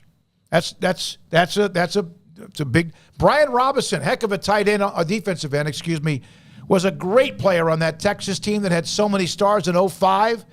He was drafted by the Vikings in 2007. Started 5 games as a rookie, had 103 career starts, 60 sacks, and played in 170 games. Which team you want to know about? I want to know about Kansas State. Kansas State, Darren Sproles. 2005 4th-round pick, 15-year career, 9 career special teams touchdowns, 8,392 yards of total offense. Who else? Give me another. Baylor. Andrew Billings, and I stopped for a second. We know Andrew well. He committed to Baylor in our studio where we used to be in 2016. He has not been a star. He was drafted in the 4th round by the Bengals. I'll never forget, we were at the draft in Chicago, and even Gil Brandt said he's not going tomorrow either in the 2nd or 3rd round. Drafted by Cincinnati. He's had 51 career starts, but just signed a new 2-year deal with the Chicago Bears. What does that tell you, that he, in the last 15 or 20 years, has been one of the best draft picks out of Baylor? Yeah, it's really, really surprising. They haven't had a lot of longevity, and that's what he has. He's been there a while. Which is what Xavier Howard has brought to the table with Miami. I'll say one, of course, I don't know if he was even drafted, but the best diamond in the rough has been Kyle Fuller's been in the league for quite a long time now, too, about the same length of time as Andrew Billings. I think, did he go to somewhere? He was in Seattle? Yeah, he still is in Seattle, okay. I believe. So, yeah, right. He's been a couple places, but he's in Seattle for a while now. We had, after that draft, that night we were in the Uber with Gil Brandt, and he said, I asked him, several questions, hey, Jacoby Brissett's been at 2 schools and, wasn't very good at either of them. And he's like, coaches were terrible. He'll have a long NFL career. Still, he's starting for the Commanders right now, right? Yeah. He's the guy where he and Sam Howell battle it out. So and it was just so, and then once he said it, then I was I guess I got to change my opinion because he's forgotten more than I'll ever know about this. And, Andrew Billings not going. Don't get excited. He's probably not going tomorrow either. Oh, really, Gil? No way. He didn't go. Until Saturday morning. Just knew it. So yeah. Jason Kelsey, Cincinnati, drafted in 2011 in the 6th round. We know all about what he's done. Just a stud. 5-time first-team All-Pro, Super Bowl champion, has done it all. Jason Kelsey from Cincinnati. So there's just a few notes. Oklahoma's, I mentioned Kelly Gregg. Paul, I mentioned this to you. Florida State had just happened to glance. Vince Williams, a linebacker. A lot of people may not know who he is if you're an FSU fan. 6th-round pick, went to the Steelers in 2013. He was integral in the leadership of the transition from Bobby Bowden to Jimbo Fisher. That was the write-up about Vince Williams, drafted by the Steelers. And I think, I don't know if he's still in the NFL, might be a 2013 6th-round pick. Not sure. But, yeah, he was a really good player at FSU. But he was one of those guys that, his measurables weren't. He was going to go to the combine, and everybody's going to be like, oh, well, that's fine. Yeah. But he was a player you wanted because he could he could find the ball, real good tackler, and a good, clubhouse guy. Okay, Craig and Paul, and you, our audience, greatness. Shohei Ohtani has allowed a .092 opponent's batting average this year. That is the lowest in a pitcher's first 5 games pitched in a season, minimum 20 innings, since 1916. Yep, pretty good at baseball. That's breaking news. Though, I think the most surprising thing to me about him was I thought eventually one side would give, just because, who can do it? Who can do this anymore? Yep. This is not how baseball works anymore. And hasn't for a very a lot of things in baseball aren't the same, but a very long time, right? Yeah. I mean, it's not like this is something that was kind of 100 years. Yeah, in the 80s, and then I was coming back stealing bases. This is 100 years of people not doing what he's doing, and he's getting better at both of them. Yeah, he is. He's a phenomenal hitter. We know that. Had 40-plus home runs, I think, last year. But his pitching, I was always wondering about the pitching. He handles it well. Seems to be very, very humble, and yet also has that edge to him, and how good he is. He's fun to watch whenever I've had a chance to watch him on television. Yeah, I mean, the only thing that sucks about talking about him is just the inevitable, can't wait till he's a Yankee, can't wait till he's a Dodger, can't wait till he's, one of 5 of the same teams that are constantly mentioned, and maybe that's where it eventually heads. I mean, I won't blame him for wanting to try and win somewhere and win a World Series if he doesn't feel like he can ultimately do it in Anaheim. But this will be a very interesting time period for that franchise with arguably the 2 greatest modern-day players of their generation on the same team. And what are they going to have to show for it when all was said and done? We don't know, but I can't even imagine team I root for is pretty good. There's a long way to go. So I'm not, buying playoff tickets or anything anytime soon. But, the Rangers have been entertaining to watch. I know the Astros have been coming off of a big weekend and are feeling better and really weren't panicking or anything. But, we didn't get off to a brilliant start, and now they're starting to kind of get into a stride as well. But, yeah, I can't even imagine what it would be like to root for a team that had Ohtani and Trout on it. And here the Angels are. And, I'm very curious how those stories are eventually told one day and what that 30 for 30 looks like if, in fact, it doesn't result in major success for the Halos and these 2 go off and do the amazing things that we all suspect that they could do. That could be a heck of a 30 for 30. How old is Trout? It's got to be, what? 30-something? Yeah, early. Yeah, the thing about Ohtani is he had played before in Japan. He's still, in his 27, 8? Trout's 31. Yeah. Okay. Having those 2 guys on your roster and not winning a World Series is like having Elton John and Billy Joel on your record label and confused as why you're not selling records. How old do you think Ohtani is? 27. He's 28. Yeah. Okay, pretty close. 31. Talk about prime of their life. Oh, yeah, absolutely. Baseball talents. Rangers have been fun to watch. I watched them now more in the first 2 weeks of the season than I did the first at all last year. But, yeah, Tampa Bay at 19-3 in the best division in baseball where everybody is above 500, even the lowly Red Sox. So far, so fine. Yeah. In Boston. Look, if Ohtani wants to move to Boston, I'll pack him up and help myself. To what? Look, if he tells me to carry boxes 1 by 1 by foot across from L.A. to Boston, I'll do it. I bet you would. All right, Garrett, thank you so much for the day. When we come back, Paul Catalina's Top 5. This is 365 Sports. Aaron Duvall, owner, Texas Beef House. Why did you get into this business?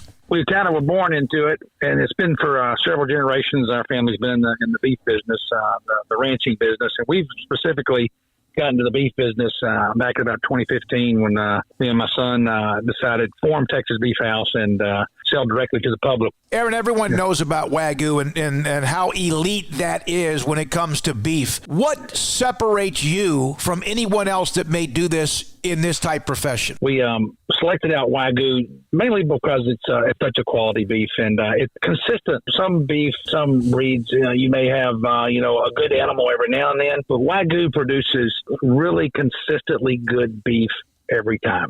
Where is the best beef in Texas? Your house. When you order from Texas Beef House, unleash the flavor of Texas raised Wagyu from our pasture to your plate. TexasBeefHouse.com. At Ideal MRI, we feel blessed to be part of the Waco community. We're a small family business here in Central Texas. At times like this, the cost of healthcare has never been more important. And unfortunately, significant illnesses and injuries still occur. And that's why Ideal MRI is open and here to serve you through this difficult time. So if you need an MRI, ask your doctor about Ideal MRI. You can schedule online in minutes at idealmri.com or call 833-IDEAL-MRI.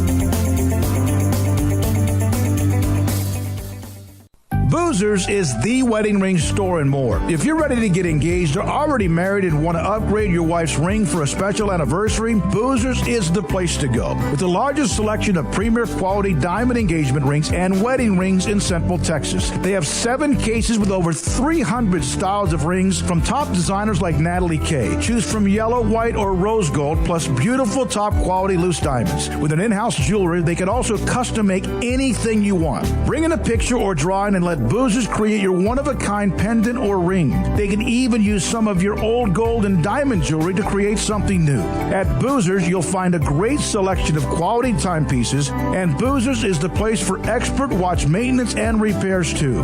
They specialize in expert Rolex watch repair for fine jewelry, watches, custom work, and more. Go to Boozers on Valley Mills and Lake Air Drive in Waco. Boozers, the wedding ring store and more. It was broad daylight. I stepped into a gas station for 5 minutes to grab a snack, and just like that, my car was broken into. They made out like a bandit. My laptop, my phone, everything. I called my agent to see what could be done, and he restored my faith in humanity. My claim was processed so quickly, and I was able to recover my losses. Stop by and see our agents at one of our 3 McLennan County locations.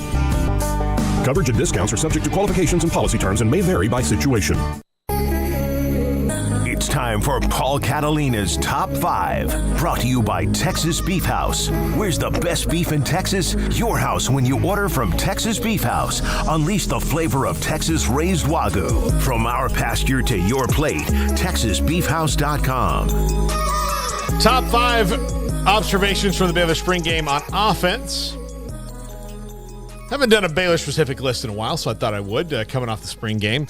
Number 5. They've got some position flex on the offensive line. Guys moved around and seemed comfortable in their spots and played well. Now, does that mean that they're going to be road graders necessarily? No, got to see somebody else. Like when somebody asked me the other day when I went, they said, how good do you think they are? I said, well, they can beat the Baylor defense. Like that's all we know is that they can score a little bit on the Baylor defense. But that's another top 5 for another day. But they do have some precision flex. Guys moved around, play different spots. It looks like they're pretty set on that top first starting 5 offensive linemen. Barrington brothers in there, Elijah Ellis. Looks like they are getting concrete there, which is good. But I think that's a positive that they do have some guys that can play a couple different positions. Yeah, I mean, they had to replace a lot of starts and a lot of experience. And, probably a guy in Connor Galvin who at worst will be an undrafted free agent. We'll see on Khalil Keith. I'm sure he'll get a look of some sort, but you'll have at least a couple of guys, if not 3 or 4, playing in some league of some sort next year, most likely. So, yeah, they lost some talent, but I don't think that they were so good last year that it was irreplaceable. I mean, for having all of those guys returning, it didn't appear that way, like they were as dominant as they should have been. So, yeah, I definitely think there's room for growth and to be better there despite all of the changes. And I was very optimistic about that group.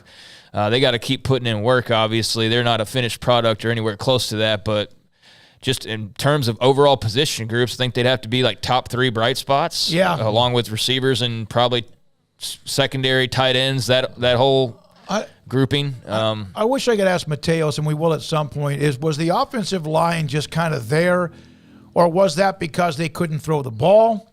And so that put more pressure on the running game, or was it because they had so many issues at running back other than Richard Reese having to play immediately as a true freshman? Mm-hmm. I think there's a lot of guys that were fat and happy, obviously, last year. There was some of that all over the team, and I think that's finally been rooted out. So, that should only bode well. But, the O-line has some promise for sure. Yeah. Number 4.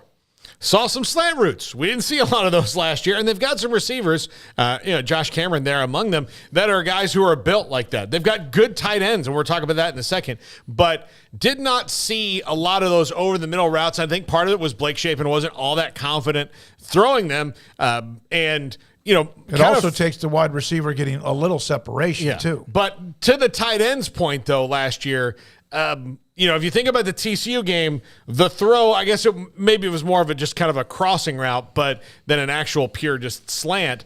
But those crossing and slant routes, if you think about the TCU game at the end, what was the route that he could have thrown to Ben Sims that would have ended the game? To me, it was just right there in front of him. That's the route. So it's thrown over the middle of the field. They're challenging that part of the field where they do have some guys who can do some things. And I think that's another positive I saw that, hey, you know what? Let's get back to doing this, because they were not really good at it last year. One of the slants that I remember was the one to Johnson, the kid from Arkansas. That was it was like a 4th and something, and he made it down near the ground. But it was neat to see them make that completion. Yeah. Number 3. Jury is still out for me at wide receiver. Monterey Baldwin's really good. I think they're going to be okay at some spots, but outside of that, I don't know if they have the right guys yet. And part of that is, going through quarterbacks. Spring games are hard to tell. Monterey Baldwin is certainly a guy who is dynamic and can make a ton of plays. But do they have a guy that can go get, 9 catches in a game and control and move the chains for him? I don't know. I don't know. Like Monterey Baldwin, I don't really think he's that guy. I think he's the spark plug, like he got behind the defense and here's a big play that ignites the offense. But do they have somebody that, when they need to move the chains, can do it 6, 7, 8, 9 times in a game? I think they probably do at tight end. Yeah. Not at wide receiver. Keytron Jackson, there's a lot to like based on what we heard this spring and a little bit of what we saw on Saturday. But I'm definitely not making a final determination on him based off of a spring game. Maybe he's still got that potential.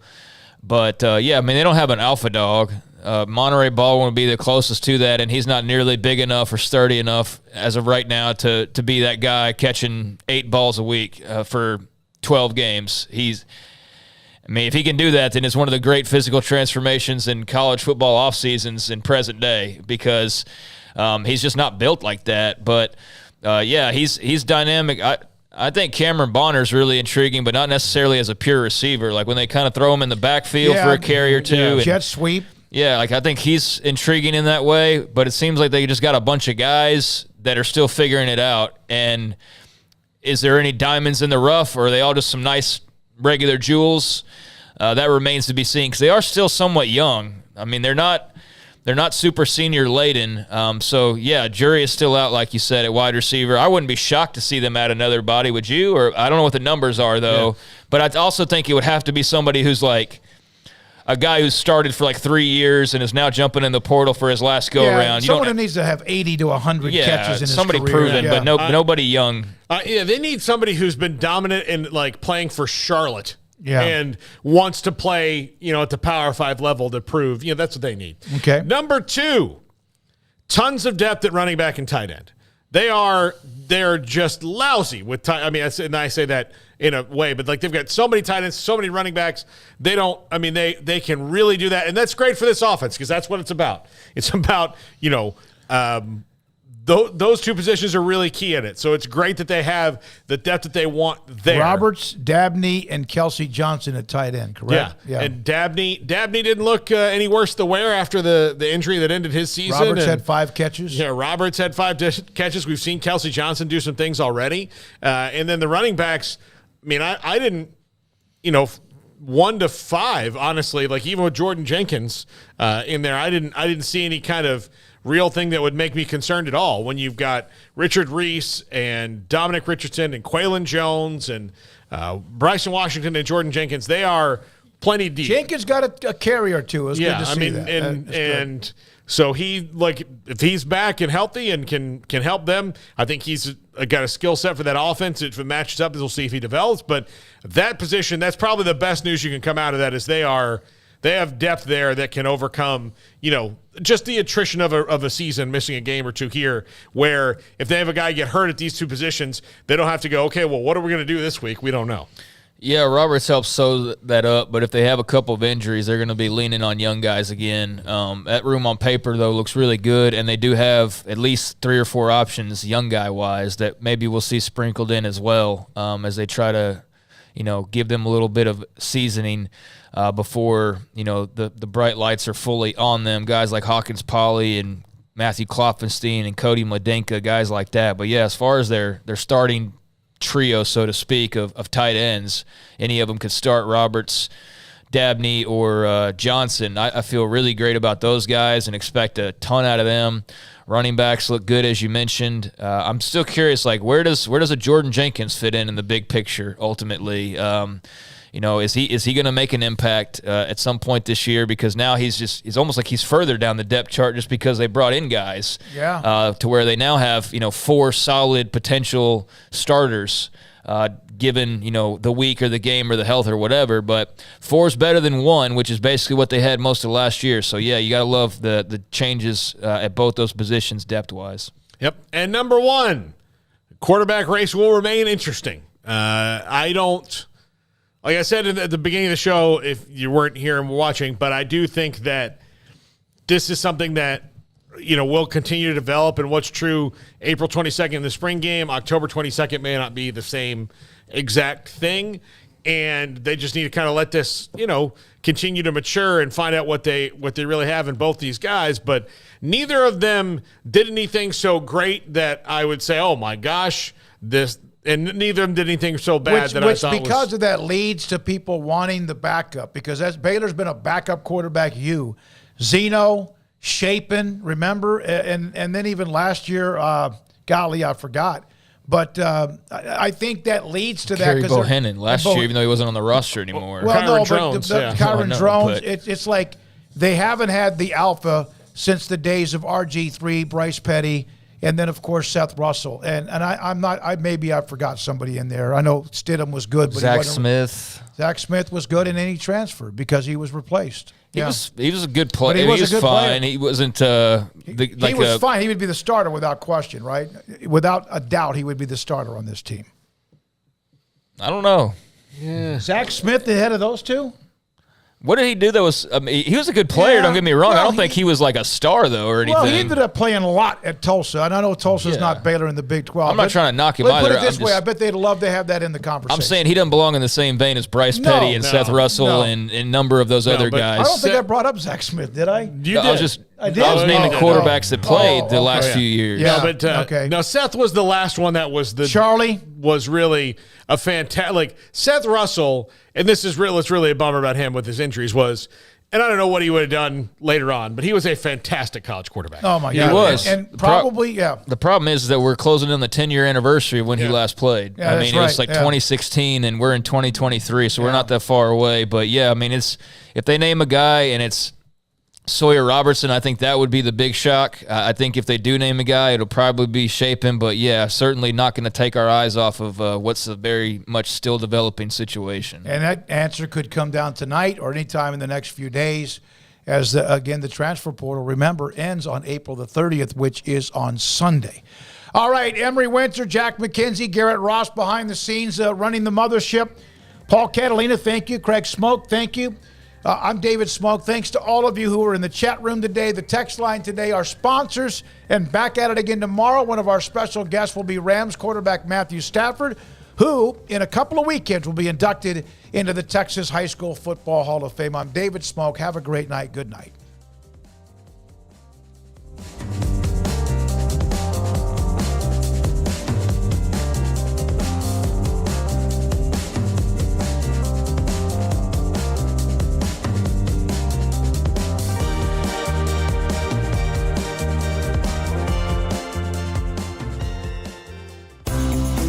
Ideal MRI is the